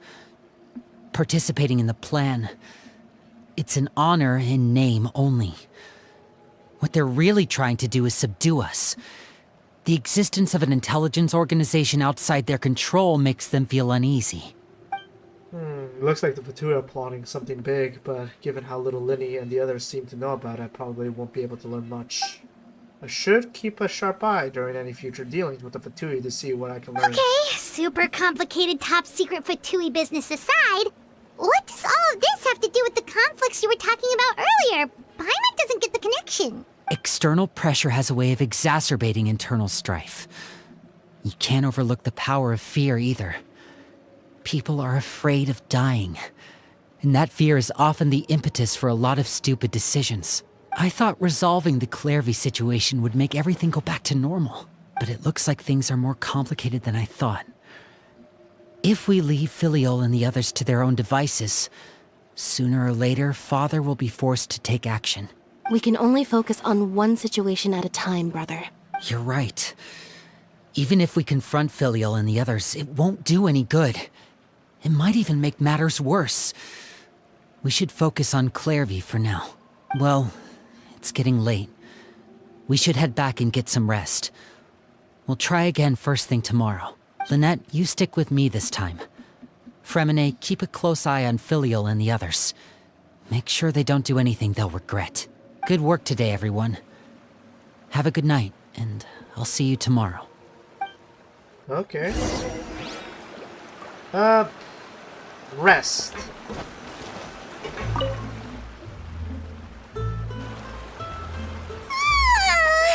Oh, I'm always looking forward to an early night, but she can't sleep at all. Yay. Hey, you don't think the knave will be too angry with Linny and everyone if she finds out about all this, do you? I don't know. She's even scary when she smiles. If she were to actually get angry... Ooh, you have to protect Paimon if that happens, okay, Traveler? I'm also afraid of her. You could just tell it. Oh, well, in that case, we should just plan on running away. We'll grab Linny and the others and we can make a break for it as fast as we can. Hell yeah, let's go. Look over there. It's her. It's Clairvy. Quick, let's catch up with her before anyone sees. Take it easy.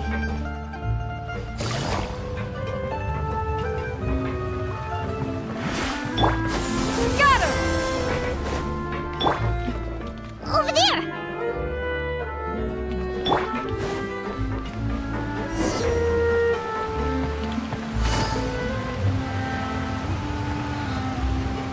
Oh, where is she going? Oh, if someone sees her, we're toast. No.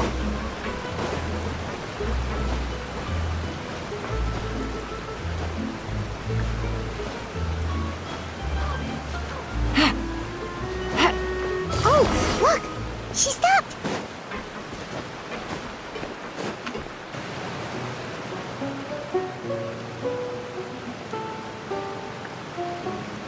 Clairvy! Shh! I opened the window while no one was looking. Look how pretty the outside is.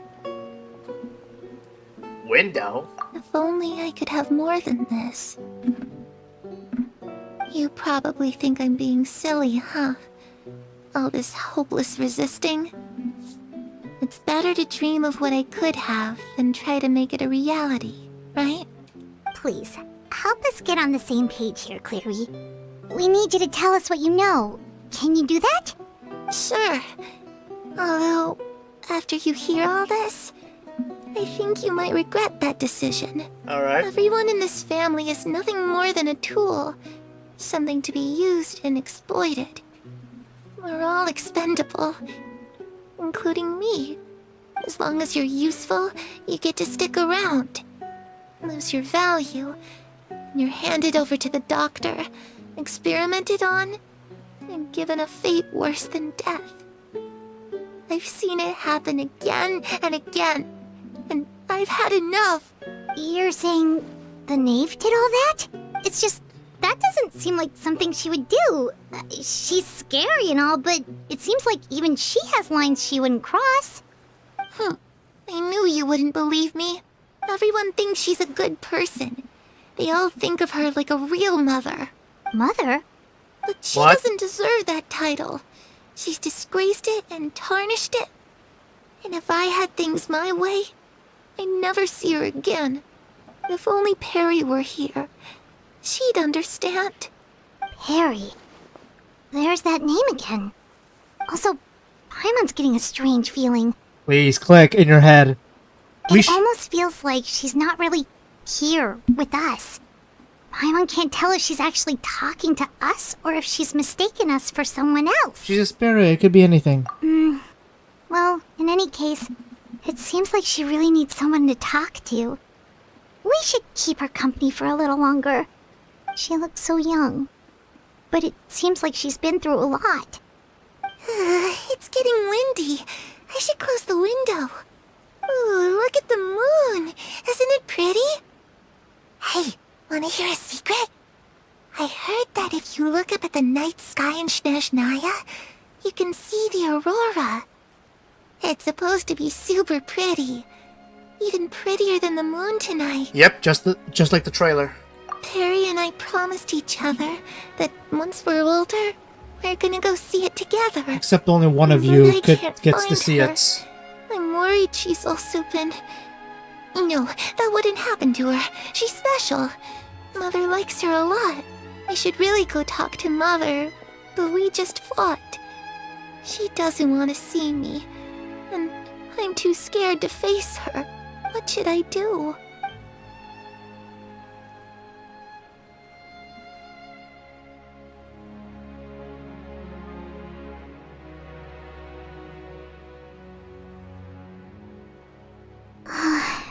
Paimon really doesn't understand what's going on with her. Well, let's head back.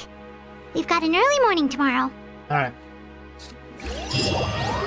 As the night passes... Okay. Alright, looks like we're all here. Let's go ahead with the plan. I have a question. Oh? What is it? Have the knave and the doctor ever worked together? What makes you ask that? Well, we kinda ran into Clairvy last night, and that's what she told us. We met the doctor back in Sumeru. He's super dangerous, and he's done all sorts of bad things. It's possible that Father and the Doctor have had certain dealings, but I don't think Father would work with him. We're not really on the same side, so there's not a lot of trust between them. That doesn't exactly set the stage for a successful partnership. I did hear, though, that when Father first became a Harbinger, the Doctor offered to work with the House of the Hearth. Father rejected most of his proposals, except for one. It had to do with some sort of secret experiment. Secret experiment? Could that be what Clairvy was talking about? I don't think so. I don't know any details about the experiment itself, but I do know it's an entirely independent operation. The Doctor only proposed a direction for the research. That was the extent of his involvement. I still don't think that counts as working together. The details of the experiment are confidential, but complete records are kept on all participants. That doesn't seem to be the case with the situation Clairvy referred to. I know you don't agree with some of the Fatui's methods, and I'm not asking you to. But I am asking you to trust us on this. The House of the Hearth has its own principles. There are certain lines we're not willing to cross. Alright, that's good to hear at least. Clairvy seems to think the knave and the doctor worked together to do something horrible. If that turned out to be true, Paimon doesn't know how he would even face you guys. It's just that it doesn't seem like Clairvy is lying either. The easiest thing to do would be just ask the knave directly, but Paimon doesn't think she'd tell us. Father didn't come back last night. She's probably still near the shore. We'll be counting on you to distract her. Lynette, you're with me. Fremine, you know what to do. Be on your guard, everyone. Alright, let's get to it. Let's go. Though, because I watched the trailer, I know the whole truth.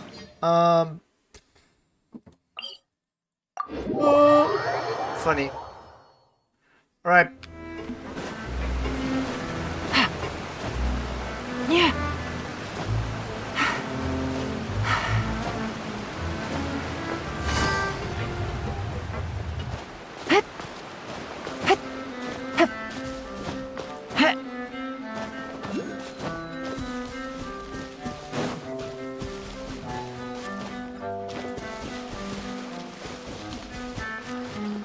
Hello? Ah, it's you two again. I must say, you look a bit pale. Did you have trouble sleeping last night? A little. You could say Perhaps that. if you had less on your mind, you'd be able to absolve yourself of such troubles. That's So good. what are you planning to do now? Catch up on some sleep? Or should I give you some time to rack your brain for a topic to discuss before I ask any questions? Great. Although I must profess to being curious. Without child here, how do you plan on distracting me? Yeah, she... Us? Distract you? A good one. But no, we were just here for a chat. You were so close not to stutter. Looks like you could have used some extra time to think. No matter. If you don't have any other plans, why don't you accompany me somewhere? Sure. Don't worry. I'll be sure to steer clear of any scheming children. Great. The ocean breeze is sure nice today. So you know everything then, huh? Children always think they can hide things from the grown-ups. But nothing gets past me. Least of all a little scheming. I think I'll let them have at it for a little longer. I can be very patient. Well, I'll leave you to think things over. If you're so inclined, meet me outside the Palais Mermonia. Good things come to children who do as they're told. So I do hope you decide to tag along. If only for your friends' sakes. What should we do? She clearly knows about everything we've been doing, and Paimon doesn't think it'd be a stretch to say she was threatening us just now. I wouldn't release the pigeon because if she kept her word, she wouldn't actually like confront them right now. But yeah. Oh, good idea. Hopefully he sees it in time. Well, we should probably head to the Palais Mermonia. Paimon doesn't want to find out what happens if we don't show up. Based on what the knave was saying just now, it sure didn't seem like it'd be anything good. Okay, then we probably shouldn't keep her waiting. It seems like Linny and the others are on thin ice, so let's do our best to not get them in any more trouble. Alright. Alright, Palais Mamo. Yep, here.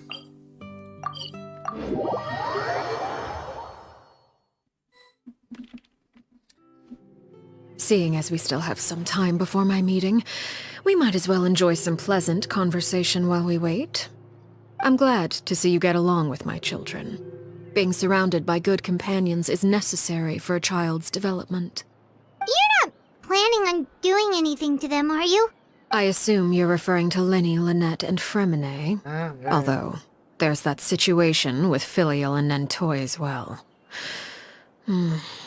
It appears quite a few people have been acting out lately. No matter. I'm not one to discriminate.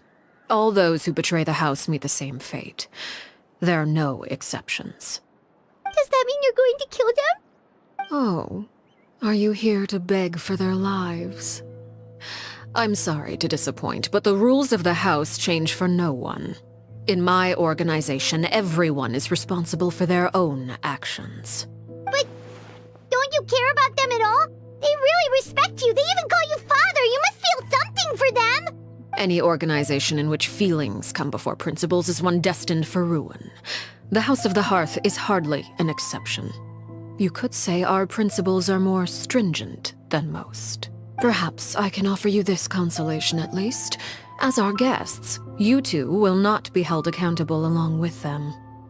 I would imagine Linny, Lynette, and Fremine will be able to keep their lives. As for Filial, Nentoy, and the others, I'm afraid there's little I can do. They can try to escape, but once you know our secrets, there's no getting out alive. But that's awful. Ah, you seem concerned. Out of consideration for my guests, I suppose I could turn a blind eye for a little longer. If Linny and the others manage to dispose of Clairvy in the meantime, all evidence of their wrongdoing will be lost.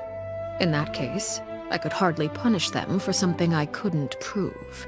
If their efforts are unsuccessful, on the other hand, all will be held accountable. And the punishment will be severe. The deal then. Of course. Oh, and here, I believe this belongs to you.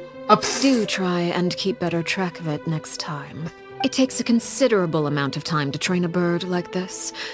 It would be such a pity if you were to lose it. Permanently. Wait, where did you get that? Well, I'm afraid that's all the time we have to chat. Now, for the matter at hand. I asked you to meet me here because I have business at the Palais Mermonia. It has nothing to do with you, but I think it would be prudent for you to stick by my side for the time being. There will always be time later to run off and tell Linny what you've learned. Well, time to go. Looks like we wrapped things up just in time. She's one scary lady, that's for sure.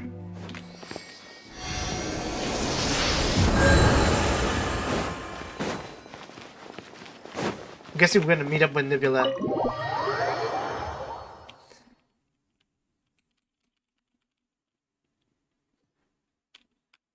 Maybe I could play some League after this.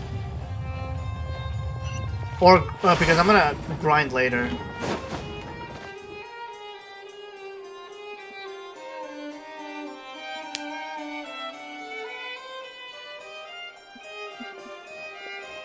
It's been a while, Monsieur Neuvillette. I must say, I wasn't expecting my meeting request to be approved quite so quickly. The Palais Mermonia operates with an efficiency worthy of admiration. It is only right that an esteemed diplomat such as yourself should be afforded the proper level of respect. Although, if I may speak plainly, I must confess that I did not anticipate we would have the occasion to meet again after presenting you with the Gnosis. I see you brought the Traveler and Paimon with you as well. If I may inquire as to the purpose of your visit. I'll be departing Fontaine shortly. There is, however, an outstanding matter that I would like to see resolved before I go. It requires a rather lengthy explanation, I'm afraid. So I took the liberty of explaining everything in this proposal.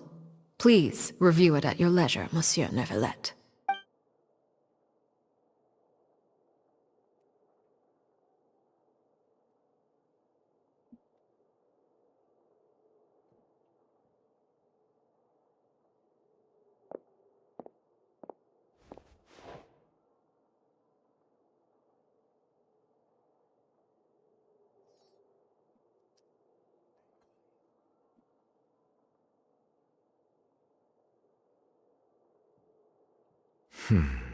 I understand your request.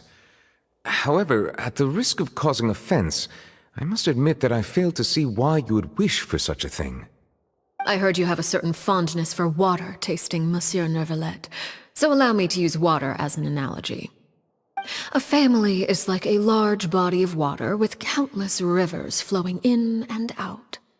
As someone who watches over this system, I would hope that each river that flows from the source will eventually reach the ocean. Of course, objectively speaking, I know this is impossible. Most of the rivers will dry up along the way, disappearing into the ground and leaving nothing but a barren riverbed behind. Not all rivers are destined to reach the ocean, but I would not see their existence rendered meaningless. I believe the water that flows within them is simply meant for a different destination, like a field in need of irrigation. Or perhaps the glass of a certain water-tasting enthusiast. Did you get any of that, Traveler? Kind of. Your words paint an optimistic picture indeed. Allow me to remind you, however, few among us are willing to sip from a glass filled with tainted water. It may have been tainted at one point in time, but not to worry. I'll make sure it's strained of all impurities and returned to its cleanest form. I seem to recall there being a transactional aspect to your proposal. Perhaps you could expound on that? If you accept my proposal, Monsieur Neuvillette, I will gradually withdraw my forces from Fontaine. And, unless absolutely necessary, I will no longer carry out any special missions within Fontaine. I presume I can take your words to mean that, in the future, cases similar to the Tartuffe assassination will cease to cross my desk? Tartuffe? Ah, that thief who embezzled funds from all those charities, you mean? My deepest condolences to his family, but without any evidence, I cannot imagine how the House of the Hearth might have been involved in his passing.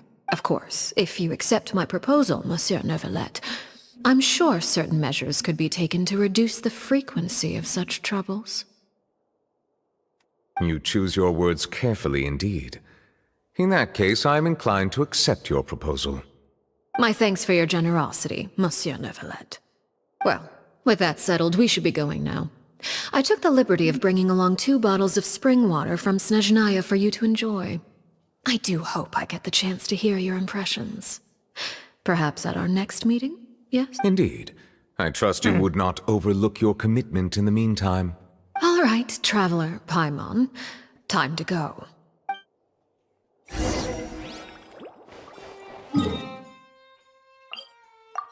Alright.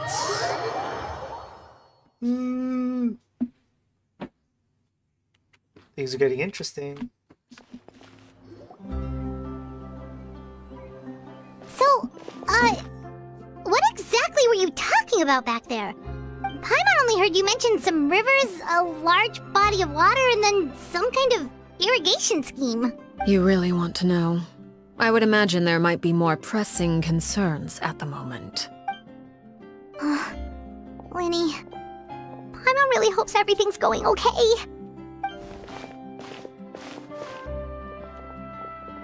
Oh, Paimon recognizes that look. You've got your thinking cap on, don't you, Traveler?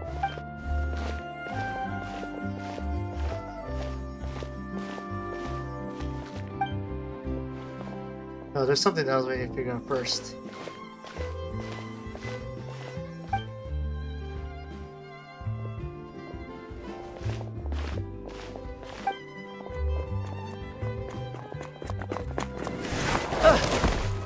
Ouch! Oh, shoot. Are you alright? Oh, jeez. I'm so sorry. I was so focused on selling these papers, I wasn't looking where I was going. My bad. Well, let me make it up to you at least. Here, take this paper. On the house. Kind of familiar. Wait a minute. The scar. Oh, you don't have to give us anything. Please, I want to. It's not like I'm short on supply. All the extras will be useless come tomorrow anyway. It's my fault, really. I was just trying to bring home some extra mora for the family, but I bit off more than I could chew. I haven't had many takers today, so I'm still swimming in papers. What's going on here? Oh no. Nothing much. I just ran into your friend here on accident. I should probably get going, actually, so... Hold on. Of course, I'm happy to compensate you with mora, it's just... I don't have any on me at the moment. I got mora. I'll take 3 papers. Here. Your payment. Oh! Thank you for your patronage. May the Archons bless you with good fortune. If only I had the chance to run into such generous customers every day. I should probably just take on a smaller inventory though, right? I'm getting married soon, so sometimes it's hard to not get ahead of myself. Anyway, I should head out. Goodbye! Well, now that my affairs are settled, we should take the boat back to Poisson. We've even acquired some light reading to enjoy along the way. Actually, why don't we stick around for a little longer? Paimon just realized how hungry she is. She can't head back to Poisson on an empty stomach. Looks like Mama's trying to buy us more time. If we head back now, I doubt Linny and the others will make any promises. It appears you two are under the impression that delaying our return will somehow alter the situation in your favor. I'm sorry to ruin your fantasy, but your efforts are meaningless. That being said, I could be persuaded to give Linny some extra time. I just have one condition. If you agree to my request, I'll even answer some of your questions. You're quite curious about Claire V, are you not? And my relationship to her. Wait, why are you being so generous all of a sudden? You're not gonna ask us to do something bad, are you? You overestimate yourself. You don't have the talent for bad things. Then what can you possibly... The most important consideration in a negotiation is that both sides receive something they want. Demands and threats only get you so far. Your condition? Let's hear it. Wonderful. Here it is. When the time comes, make the choice that you deem most appropriate in the situation, and lend your help to the House of the Hearth. Okay, sounds normal enough. But what do you mean, When the time comes. When is that supposed to be? That is for you to decide. Oh, great. We accept your condition. Then we have a deal. Follow me.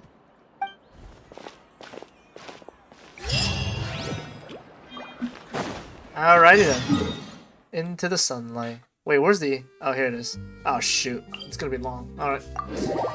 Right, that's why Yelon and Genyun. Let's go.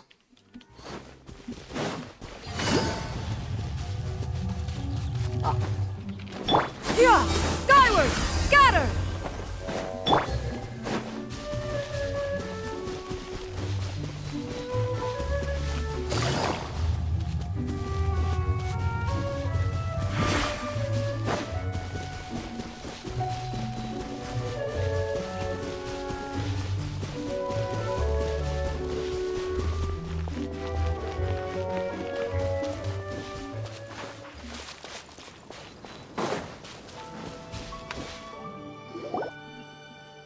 Where are we? What is this place? Somewhere long forgotten by everyone. It used to be a grand building. Now it's nothing more than a pile of rubble. No one comes here anymore, nor does anyone care about what once happened here. Although, this place does have something to do with the story I'm about to tell you. It was before I became a Harbinger, and before Linny and the others joined the House of the Hearth. Due to certain events, I first killed Clairvy and then her mother. And this is where it all happened. You were the one that killed Clairvy? Patience now. Allow me to explain Clairvy's side of the story first. I'll start from the beginning. Clairvy was 6 years old when she was brought by her mother, Crucibina, to live in the House of the Hearth.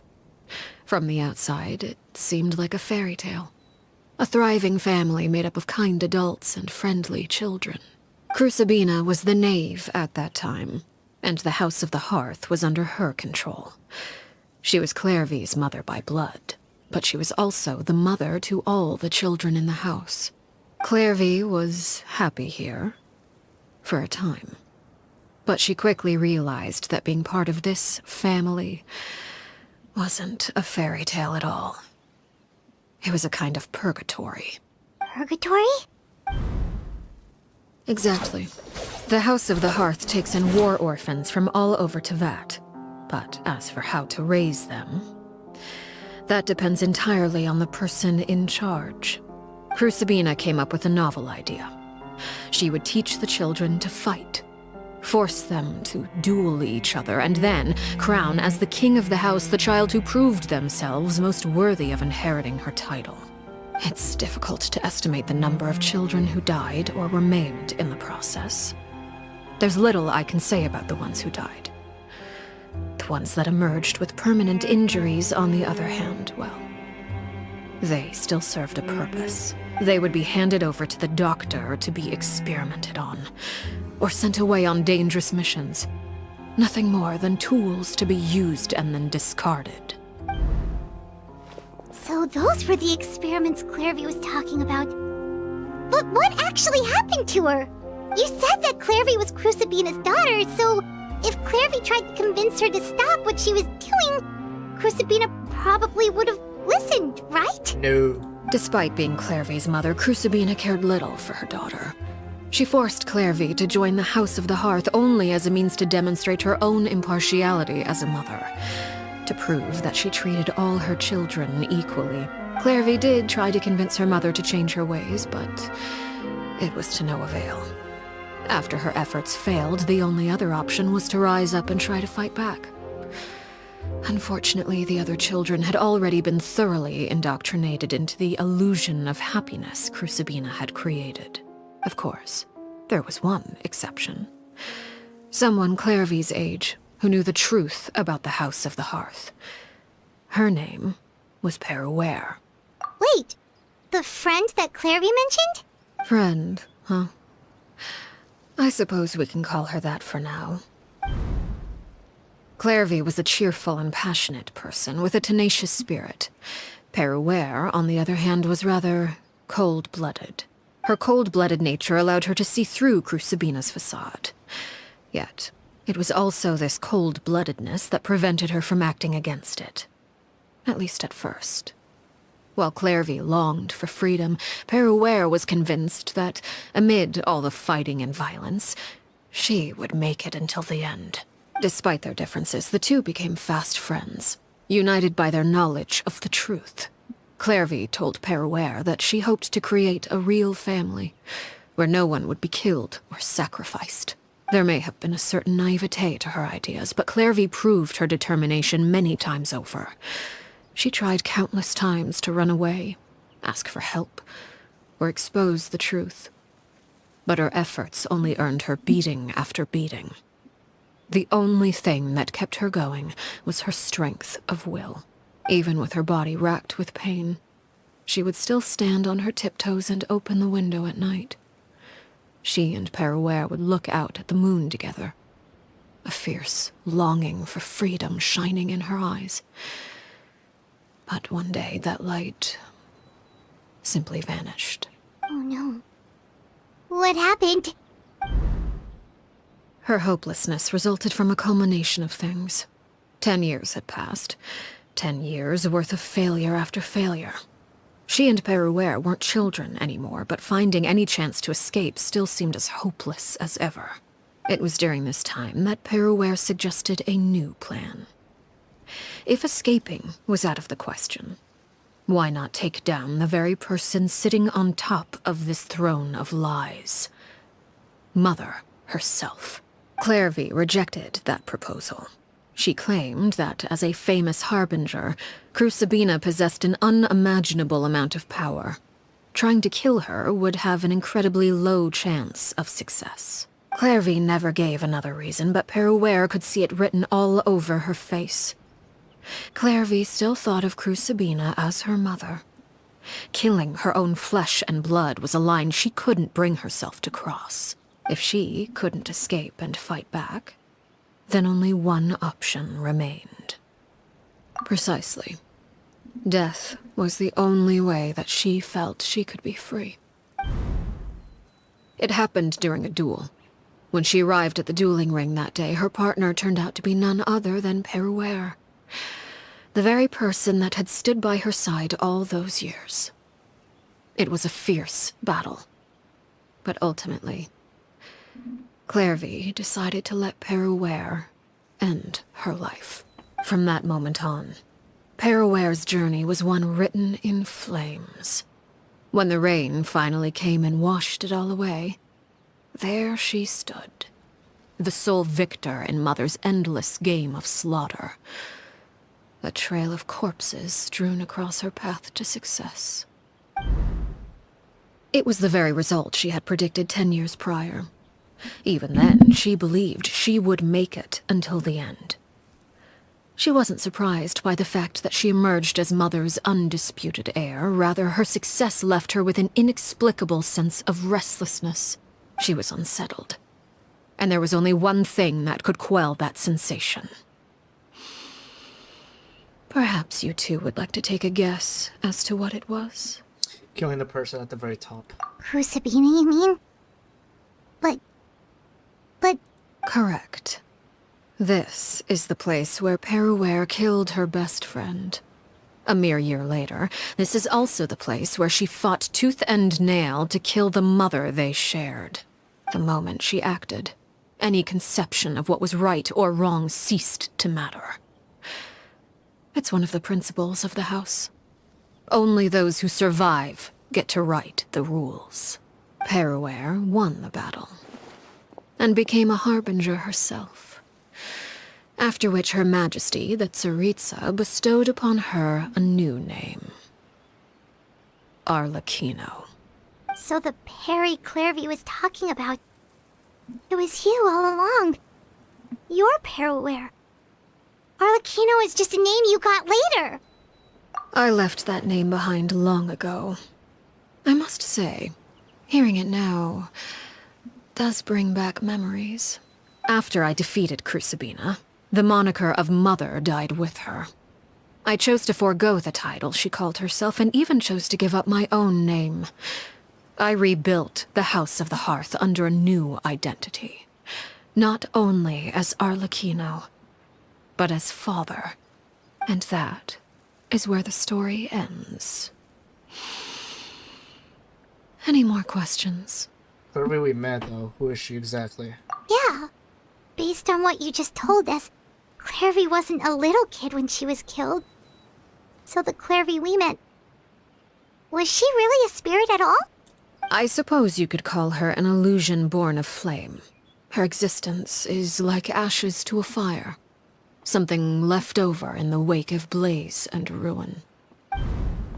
You see, a certain power runs through my veins. It's not unlike a curse. My flames leave behind shadows of anything they consume. Of course, the chances of those shadows morphing into a sentient entity are exceedingly slim. Clairvy is a very special case.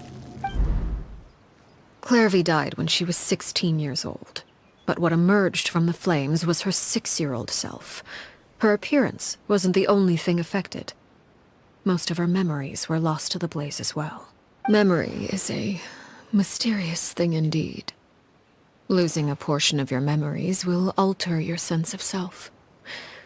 Lose 10 years' worth, however, and it would be like living in the past. Like returning to a version of yourself that never grew up. No wonder Paimon got such a weird feeling when we were talking to her. Perhaps I should put it this way. Clairvy is someone trapped in time. It may seem like she exists with us in the present, but she truly lives in the confines of her own past. So if all of that is true, then you must have known about Clairvy for a long time. Indeed. She's a rather volatile and unstable entity. Sometimes she would look after the children. She's even saved some of their lives. But other times, she would hide from me and become obsessed with revealing the truth about the house to anyone who will listen. Shadows don't have the capacity to learn or grow. Any new information they encounter is quickly forgotten over your attempts to expose Clairvy to sunlight. They failed, yes. The reason is actually quite simple. In Clairvy's mind, the house is impossible to escape, and it is this very perception that traps her there. But no matter. All I have to do is kill her again, and all will be resolved. I don't anticipate so much as a single speck of ash will be left behind this time. Wait! Paimon can understand why you might want her gone, but isn't there another way? So what if she's trapped in her 6-year-old self? She's still your friend! At least talk to her first! It's too late for that. She broke the rules, and now she must be punished. That goes for Filial and Nantoy as well. She's had quite the effect on them. I hope you understand. The difference between Crucibina and myself lies in our formulation of the rules, not our policy for enforcing them. Upholding the rules without question is a trait we both share, because that is how a household should be run. Is this really what you want to do? Yes, we got a voice. Whatever could you mean? Don't you want to say a proper goodbye at least? Whether as a killer or as a father, there are two things that must be avoided at all costs. Anger and sorrow. Anger makes you impulsive. Sorrow causes you to waver. Well, it appears it's about time to proceed. Before we arrived, I told some of my well-behaved children to bring our troublemakers here by nightfall. I do believe I've kept my end of the deal. I gave your friends quite a bit more time. As for what happens now, we'll just have to wait and see.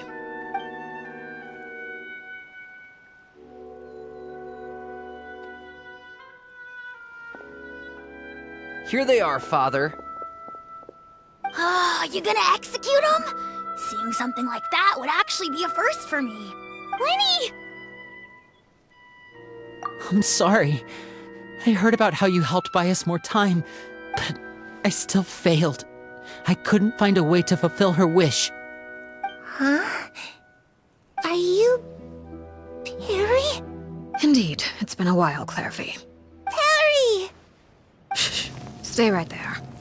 I'm sorry to postpone our reunion, but first I believe certain scores need settling.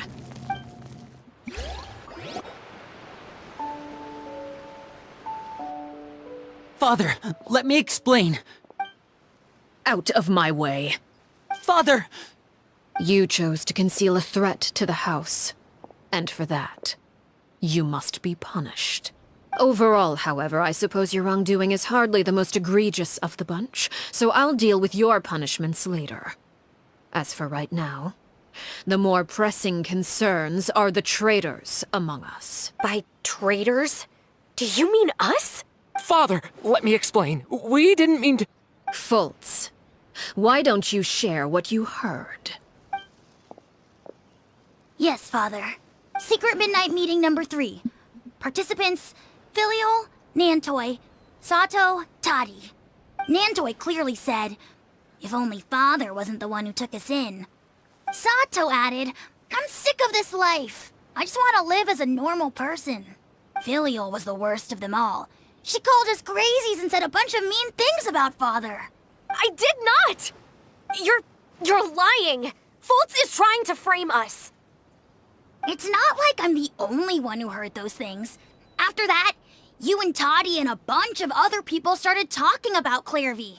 You were using all those things Clairvy brought up as an excuse to question Father. We're birds locked in a cage. The only way out is to destroy it. That's what you said, wasn't it? You little... You just want me gone, don't you? What did I ever do to you, huh? And you, Sheplo, have you forgotten who stood by your sickbed, watched over you, and changed your dressings? Come on, let's hear it then. What's your reason for all this? You're wrong, Filial. We don't want you to die. You're our family. Liar. You wouldn't be doing this if that were the case. So why? Why have you backed us into a corner? We all live in the House of the Hearth. You know the type of work we do, Filial. A single betrayal can cost dozens of us our lives. It's not like it's never happened before. That kind of thing is hard to forget.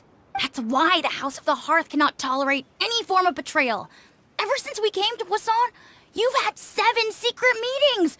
A lot of the things you talked about really crossed the line. You've been spying on us for half a month? Wait a second. Now that I think about it, the move to Poisson was just a way to make it easier to spy on us, wasn't it? Because we were all in one place. You've had this planned all along. Filial, Nantoi, I'm sorry. I owe you both my life. I owe Clairvy too. If it weren't for all your help after I got poisoned, I wouldn't be standing here today.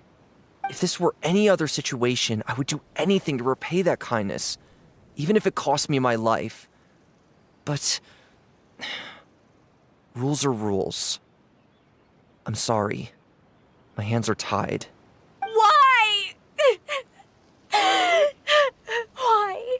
That's enough, Filial. We made a mistake, and we should own up to it. We broke the rules, plain and simple. And now we have to face the consequences. I'm sorry, Chapleau. Fultz. I'm sorry, Father. We... accept our punishment. Chapleau, according to the rules of the House of the Hearth, how should these traitors be punished? All those who betray the house pay with their lives. And so it shall be.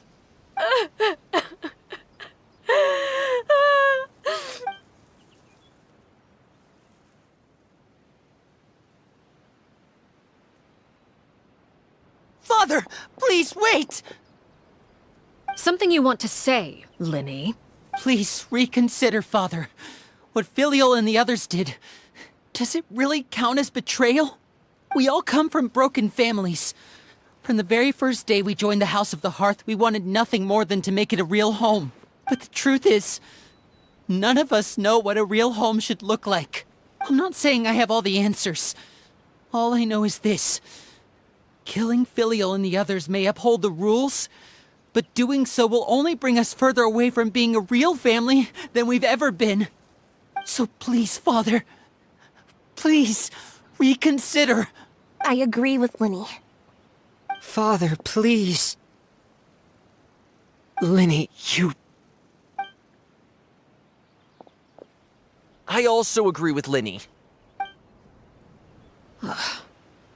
An order once given cannot be rescinded. However, given the extent of your determination, I suppose we shall have to go about this a different way. Draw your weapons and face me. Our weapons? Father, are you referring to a duel?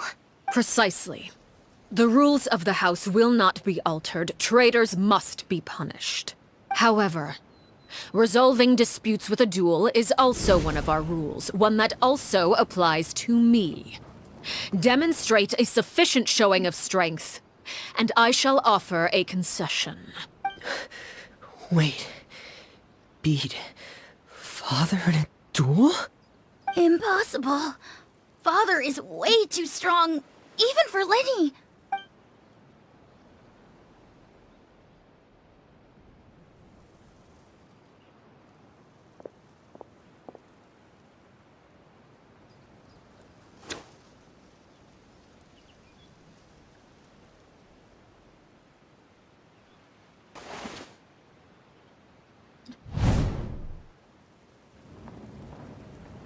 All I can do is just say stay silent. Did you hear that, Traveler? Yeah, I heard. Lenny and the others have to duel the knave. What should we do? Can they really win something like that? I don't know. I mean, I could take her on in a fight, but I don't know what the best course of action is. If they lose, those people from the house are really going to be executed. Hey, are you listening?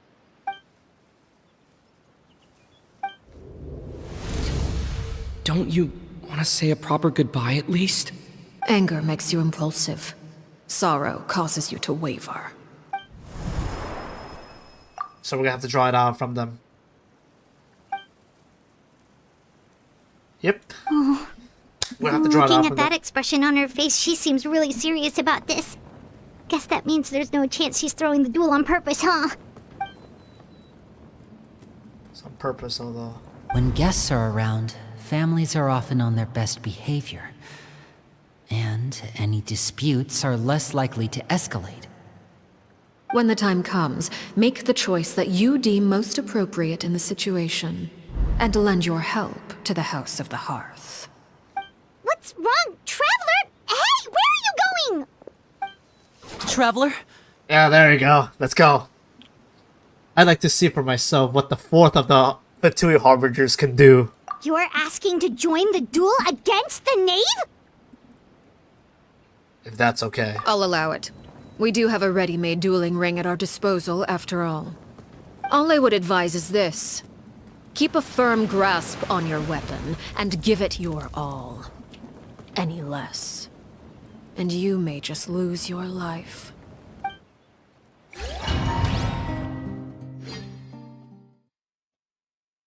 Let's go!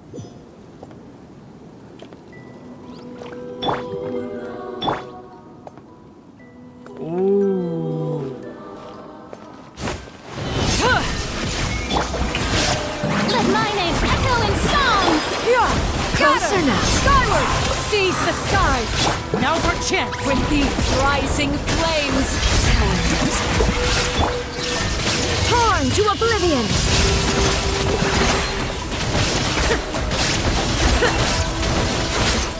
Now that's more like it. Yoo-hoo! Time to shine! Is you alright? Wait! Game's up! There is no escape! Now you shall perish! With the fall of darkness, destruction shall rise. Have a taste of courage. Pace yourself!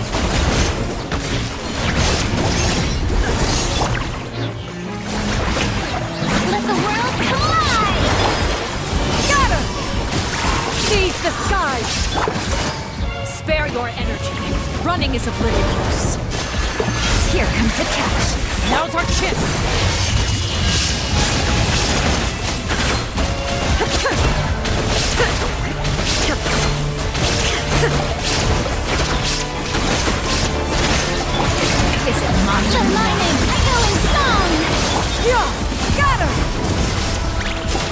You alright?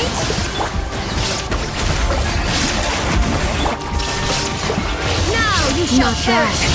You've proven to be a worthy opponent after all. Not bad. You've proven to be a worthy opponent after all.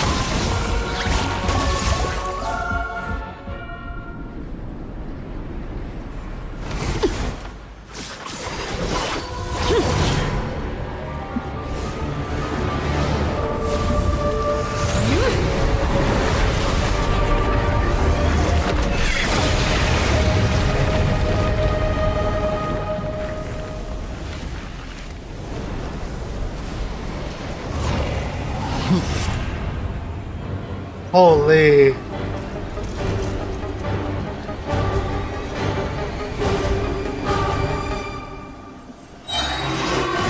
Kindness has been sealed away. There is no My blade is all that remains. Come on! Scatter! Seize the skies! Busted! Gangs up! Come so torn to oblivion! Shine down! Whose name? Raging!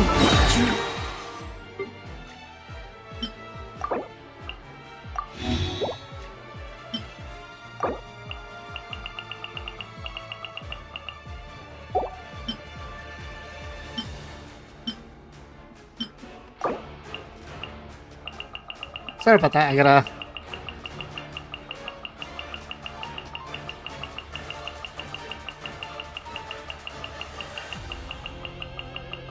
Yeah, okay, I'm gonna have to use Farina's healing. Over here! Now's our chance!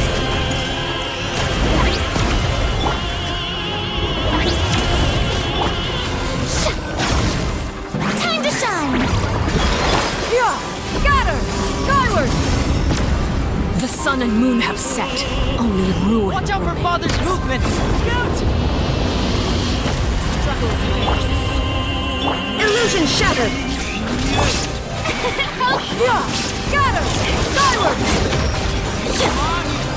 Quietly now. There is no escape! Let's see how strong. Over here! Look at me! Who's next? Busted! Things are about to get done. Stray cloud converge! Watch out for Father's movements! Look out!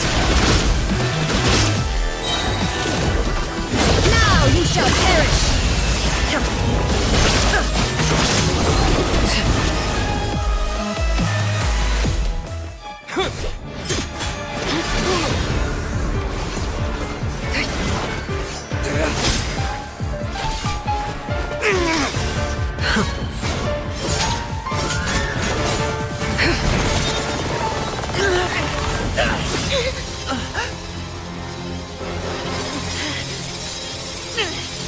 You should know better than to crowd in one place.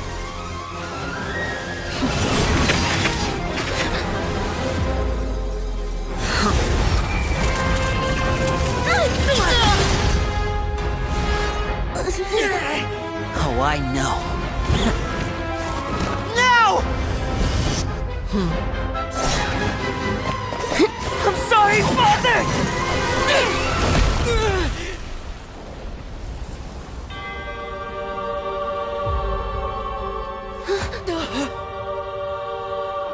Sorry for what? This pitiful excuse for an attack.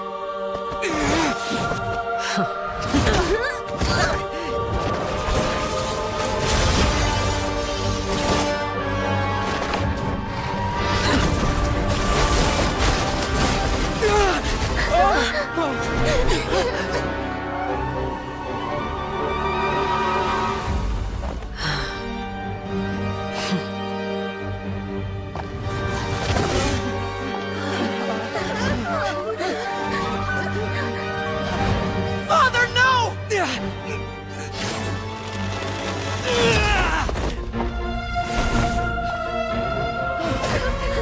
Made it out, did you?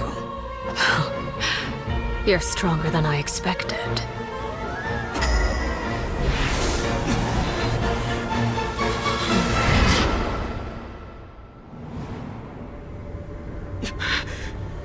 crimson moon? I can't move.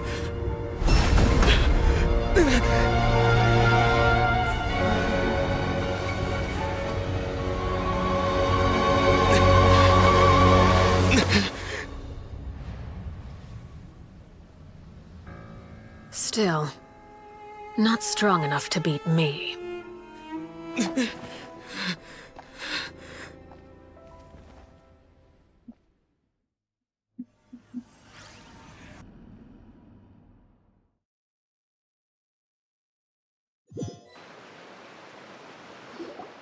Okay. Holy.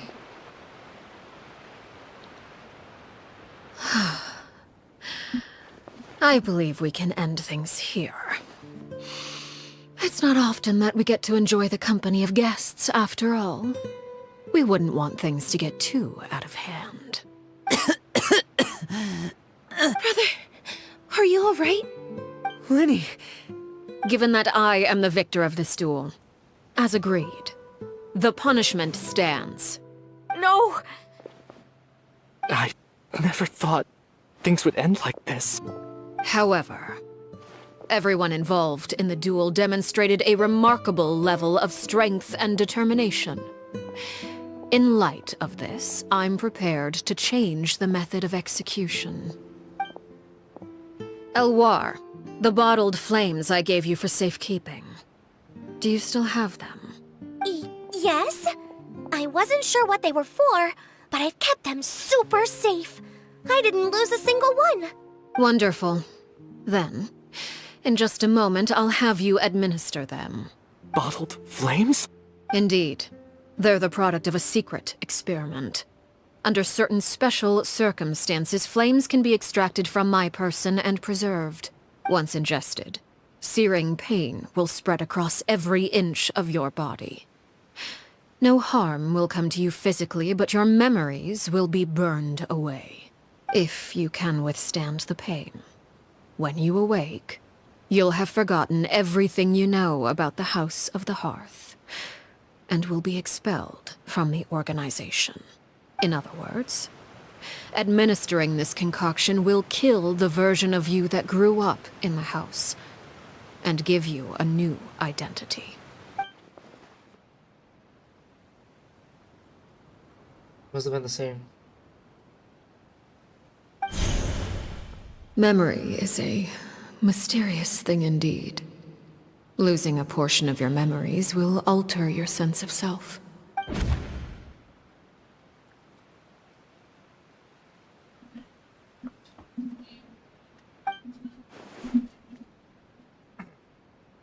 So, you're just letting us go, Father?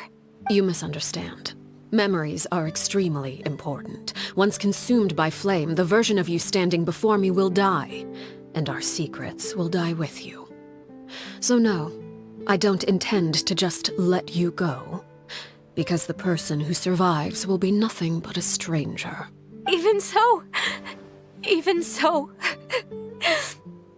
I won't have to live in fear anymore. I'm sorry, Father. I'm sorry I let you down. But I really... Don't cry, Filial. You haven't left the house yet, so there are still rules to be followed, yes? Remember what I taught you. Anger makes you impulsive, sorrow causes you to waver. Don't let yourself be controlled by your emotions. Of course. I'll remember. Dry your tears, and go pursue the life you really want. Yes, Father. Chaplot, Foltz, Elwar. Take them back to Poisson. And bring Linny and the others as well. I prepared 3 extra vials of bottled flames. As for whether to take them, the choice is yours. Goodbye, children. The next time we meet, I will no longer be your father. Thank you for all you've done for the house. I hope you have bright futures ahead of you.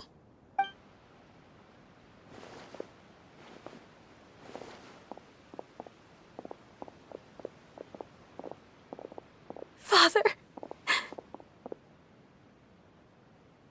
Let's go.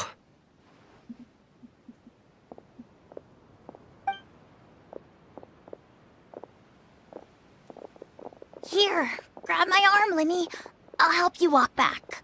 Thank you.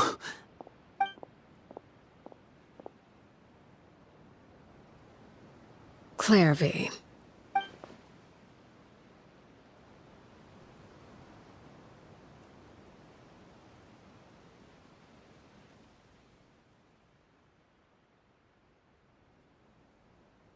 Can we talk now? I've been waiting for a super long time. You really are Perry, aren't you? I haven't seen you in so long. How come you're all grown up? Wait, did I somehow travel to the future on accident? Or am I dreaming? What a long dream. Neither. You died, Clairvy. That's what happened. You could have at least sugarcoated it a little. Look, she's not speechless. I would say she had enough lies. Oh. Okay then. Huh? That's it? You accepted it just like that? Yep. If that's what Perry says happened, then I believe her. Perry wouldn't lie to me. Plus, I don't really need to know why I'm like this. I'm more curious about what happens in the future. If you're a harbinger now, Perry, that means Mother is gone, isn't she? Can you tell me about it? I want to know what happened to her. And to me. You never stopped trying to defy fate. At first, no one believed you. You could only vent your frustrations to the moon. In fact, you often sought comfort in the night sky. You wanted to see the aurora, so one night we promised each other we would go to Snezhnaya to see it together. Later on, you tried to run away, but you were brought back each time. Mother spared your life, but it wasn't out of kindness. Instead, she decided to make an example of you by slowly torturing you over time. That way, the other children would know what happens to traitors. Still, you never gave up. Mother hoped that through ruthless duel after ruthless duel, she would be able to crown an ultimate victor among the children she raised. But you called on everyone to unite, to fight to a draw in order to reduce casualties. Your efforts may have only delayed the inevitable, but still. You gave them hope. You tried everything you could think of, but every attempt ended in failure. Still, you never turned your sword on Crucibina, and you never turned it on me. On that gloomy day, you told me, for the last 16 years of my life, I've done everything I can to fight for freedom. But now, I realize that the only freedom I truly possess is the freedom to choose to die. I never imagined I would say something like that. I must have been feeling really worn down, but somehow, I still think I understand. According to Mother's plan, only one of us was going to make it until the end. And I always hoped that person would be you. If I could do it all over again, I still don't think I would make a different choice. Even when I first met you, I knew you'd be able to do what I couldn't. Is that so? Even now, I'm not sure I truly understand what kind of freedom you were trying to pursue. But as the head of the House of the Hearth and as the children's father, I've tried to give them the most basic of freedoms. The freedom to choose their own fate. It's something I discussed with the Iudex of Fontaine. The children who want to leave the house will have their memories wiped clean of all secrets pertaining to the organization. In return, they will be allowed to live a normal life in Fontaine without being prosecuted for their past. Of course, I won't simply hand freedom to them on a silver platter. They have to fight for it and prove themselves worthy of it. Only freedom that is earned has true value. That's more than enough. That's exactly the kind of life I was fighting for. You know, Perry, I think you're a pretty amazing king, and a really great father, too. I'm really happy that you're the one who took over the house. I guess I do have one regret, though. I still haven't seen the outside world. Well, it just so happens that our dear guests over here have been to many nations and traveled to countless places. Perhaps they would be willing to tell you what the outside world is like. Really? Sure. Of course! We've traveled all over the place. We've got so many stories, we could probably talk your ears off for 3 days straight! Okay, that's a lot, but yeah. You know, I used to dream of being a bard, playing the lute while singing into the winds of freedom. Even if there was no one there to listen, I would have continued to sing no matter what. Alright, Geo. Ah, that's where Mora comes from. I never knew that before. If I had some Mora, I would buy 3 new dresses. One for me, one for Perry, and one for Mother.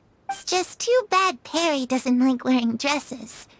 And Mother, well, she probably wouldn't accept something like that either. I guess I'd just have to keep them all for me then. I could wear a different one every day. Right, Inazuma?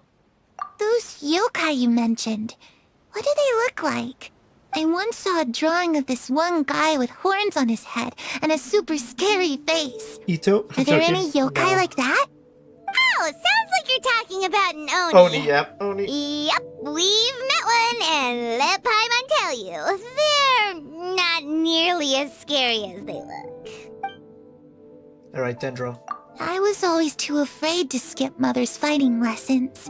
But at the academia, I bet you could do all sorts of secret things in class. Things that have nothing to do with studying. I'm just kidding.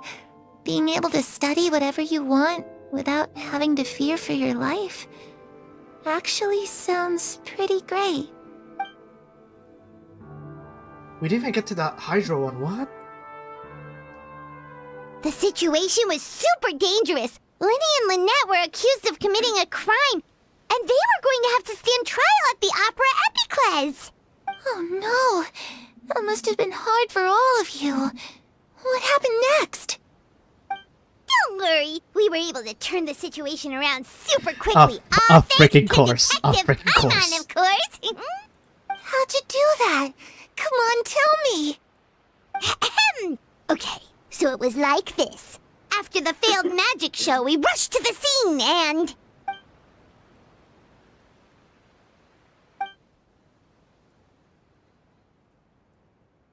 Shadows don't have the capacity to learn or grow.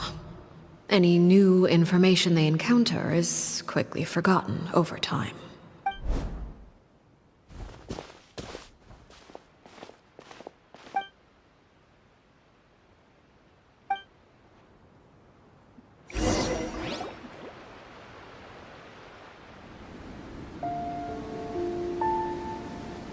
Clairvy, you've worked tirelessly from the shadows to overthrow the House of the Hearth.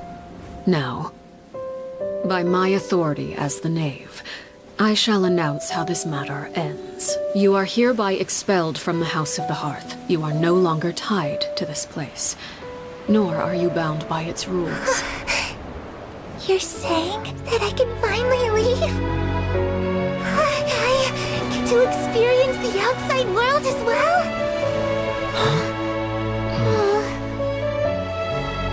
Oh, I almost forgot. There's no getting older for me. Still, seeing who you grew up to be makes me really happy, Harroware. Take care of yourself. Goodbye. May we meet again someday.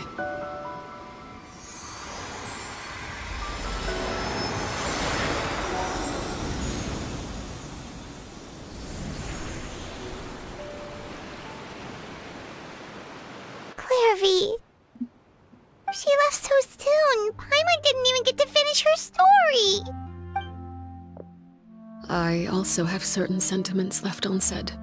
I wanted to tell her that the aurora I saw in Snezhnaya was just as beautiful as the ones in the pictures. But a shadow's memories reset at dawn. Had we delayed any longer, we wouldn't have had the time to say goodbye.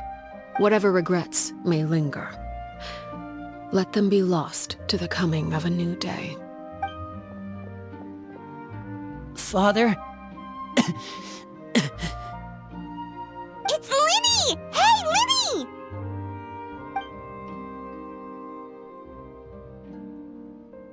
doing back here? Let's go check it out.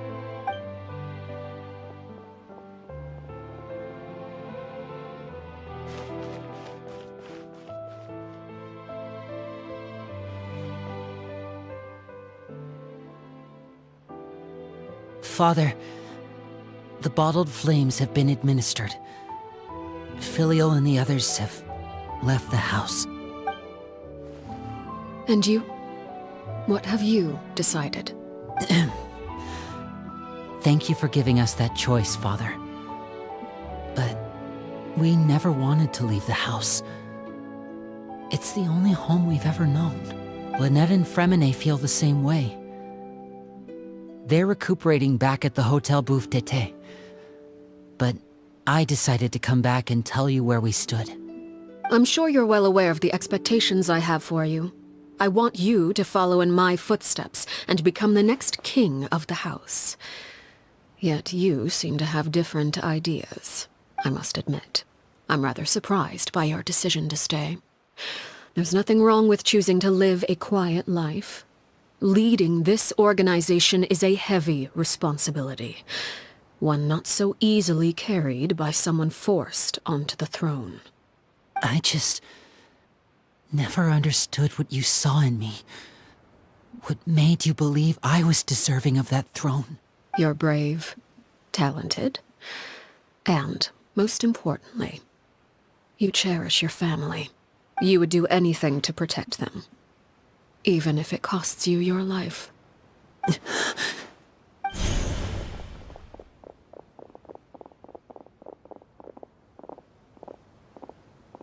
Speaking up back there was so brave of you, Linny. It's all thanks to you that we were able to convince Father to back down. You're a hero, Linny. Hero? Father is the real hero. Had Father gone all out during the duel, there's no way I would have walked away with my life. She must have had it all planned from the beginning, from the very moment she suggested a duel. I'm not deserving of that title. I'm not strong enough, or smart enough. You're wrong. In my opinion, all you need to be deserving of the throne is conviction, and the necessary strength to act on it. We may have different ideas of what it means to be a family, but you can hardly be said to lack conviction. What you truly lack is strength. For someone of your talent, though, that's something that will come with time.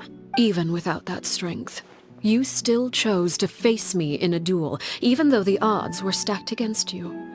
That capacity to honor your convictions is what I truly see in you. Father. No one knows what the future holds, what tragedy or triumph may be in store. Being at the head of this organization requires the strength of will to face whatever comes. Caution will only hold you back. If reaching a certain standard were required to go after what you want, I would never have succeeded in killing my predecessor. Back then, there was still a considerable gap between our abilities.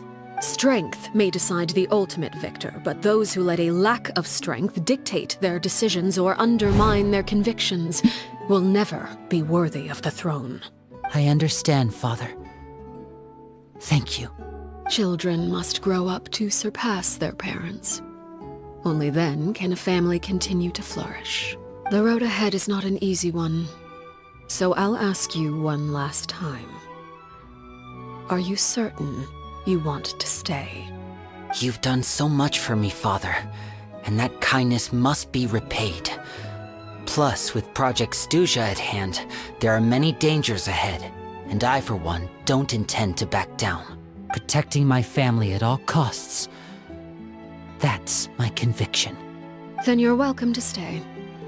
As for Project Stuja, you need not be too concerned. If those cowardly businessmen and heartless dignitaries try to take us down, I'm prepared to teach them a lesson. Having members who longed for the light was our organization's last weakness. With those members no longer among our ranks, the House of the Hearth is like a spider hiding in the shadows. We need only wait for our prey to come to us. At present, our imperative is to use their plan to our advantage.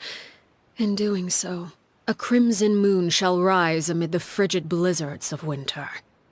No demonstration of loyalty shall go unrewarded, and no sacrifice shall be in vain. As for the two of you, whether we meet again as friend or foe, I'll remember the camaraderie we shared in this moment. No matter how arduous the journey ahead, I hope we both reach our desired destination.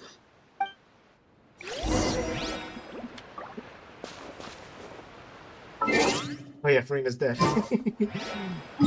Okay, give me a moment. Actually, you know what? I'm gonna wait 2 days.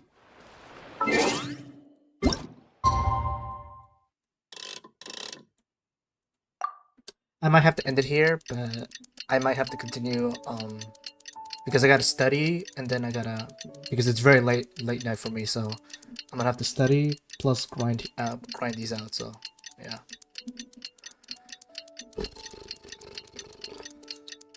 So, how's the weather? I mean, what more can I say about the story? Like, the reason I was quiet is because I'm so invested. I'm really invested with Arlecchino's story. Holy. Bro, I love her. I love her character. Lynette and Fremine were recovering at the Hotel Bouffe d'été? Oh, Paimon wonders how they're doing. Maybe we should go check on them. Chest. Quietly. Shine down!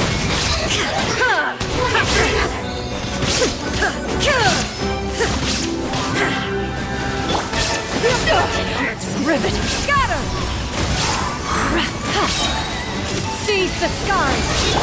Here comes the catch! Busted! Torn to oblivion! There is no escape! A gift for you!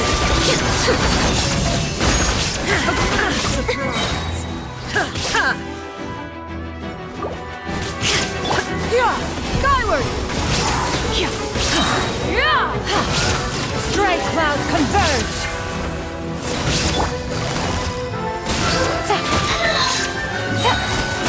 Things are about to get dicey. Shine down! Now you shall perish!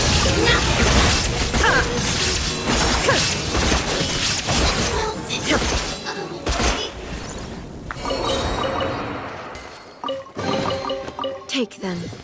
I have no need.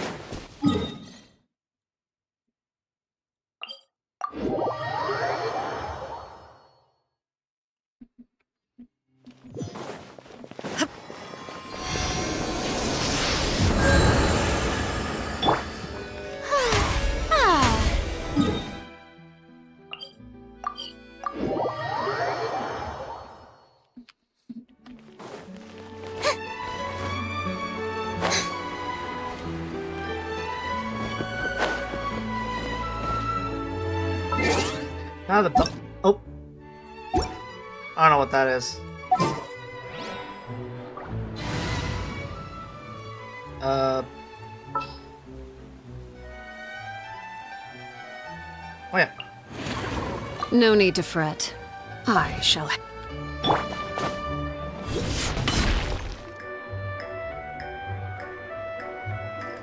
Yo. Fremine, how are you feeling? Much better. Whew, what a relief! What about you? Are you feeling alright? I'm right as rain. I knew you'd come out unscathed. Us, on the other hand, well, we've been bedridden for 2 days. I couldn't even turn over. Oh, and I wanted to ask, is Clairvy gone? Linny and the other members have left Poisson and returned to the House of the Hearth. According to him, there haven't been any more sightings of a spirit roaming the house. I see. I'm glad. Father came to check up on us 2 days ago and told us about what happened with Crusabina and Clairvy. Actually, I've met Crusabina before. Huh? What? Wait, what? You've met the former knave? Crusabina died a year after Clairvy. It was during the year between their deaths that I joined the House of the Hearth. Crusabina had an extremely cruel and radical way of doing things. While she was alive, the atmosphere in the house was suffocating. When I joined, though, the experiment she valued so much had already come to an end, and all the people involved, dead and injured alike, were gone. Crucibina never talked about the past with us newcomers.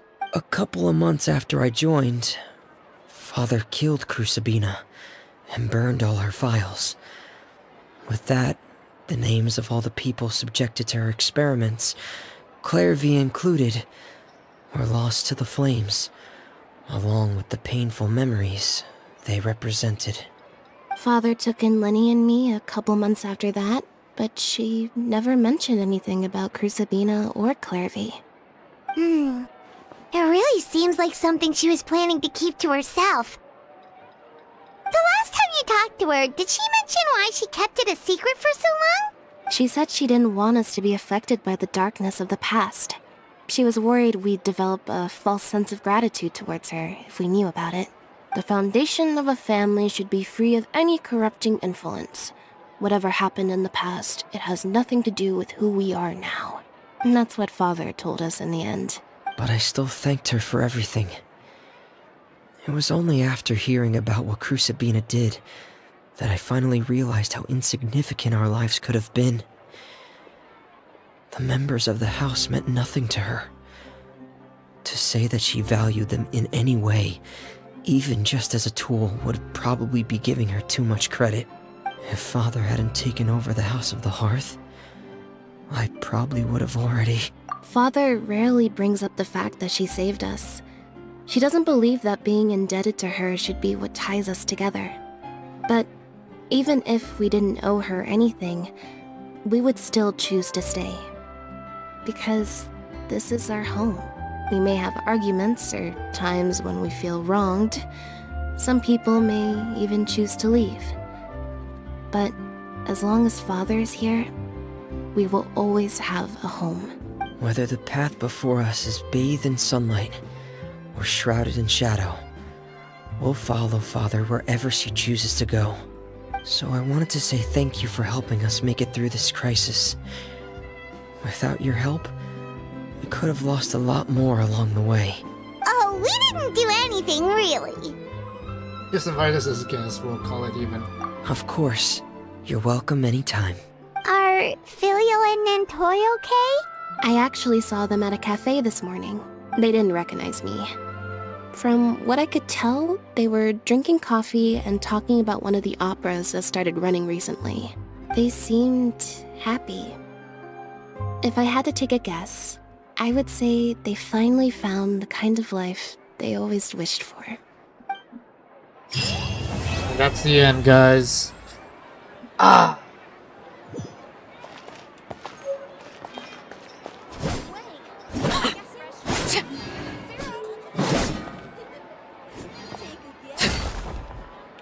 Alright.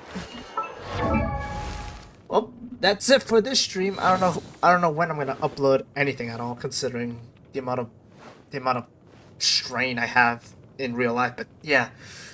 Obviously love Arlecchino. So yeah, that's the end of the stream. So thank you guys so much for watching, and adios.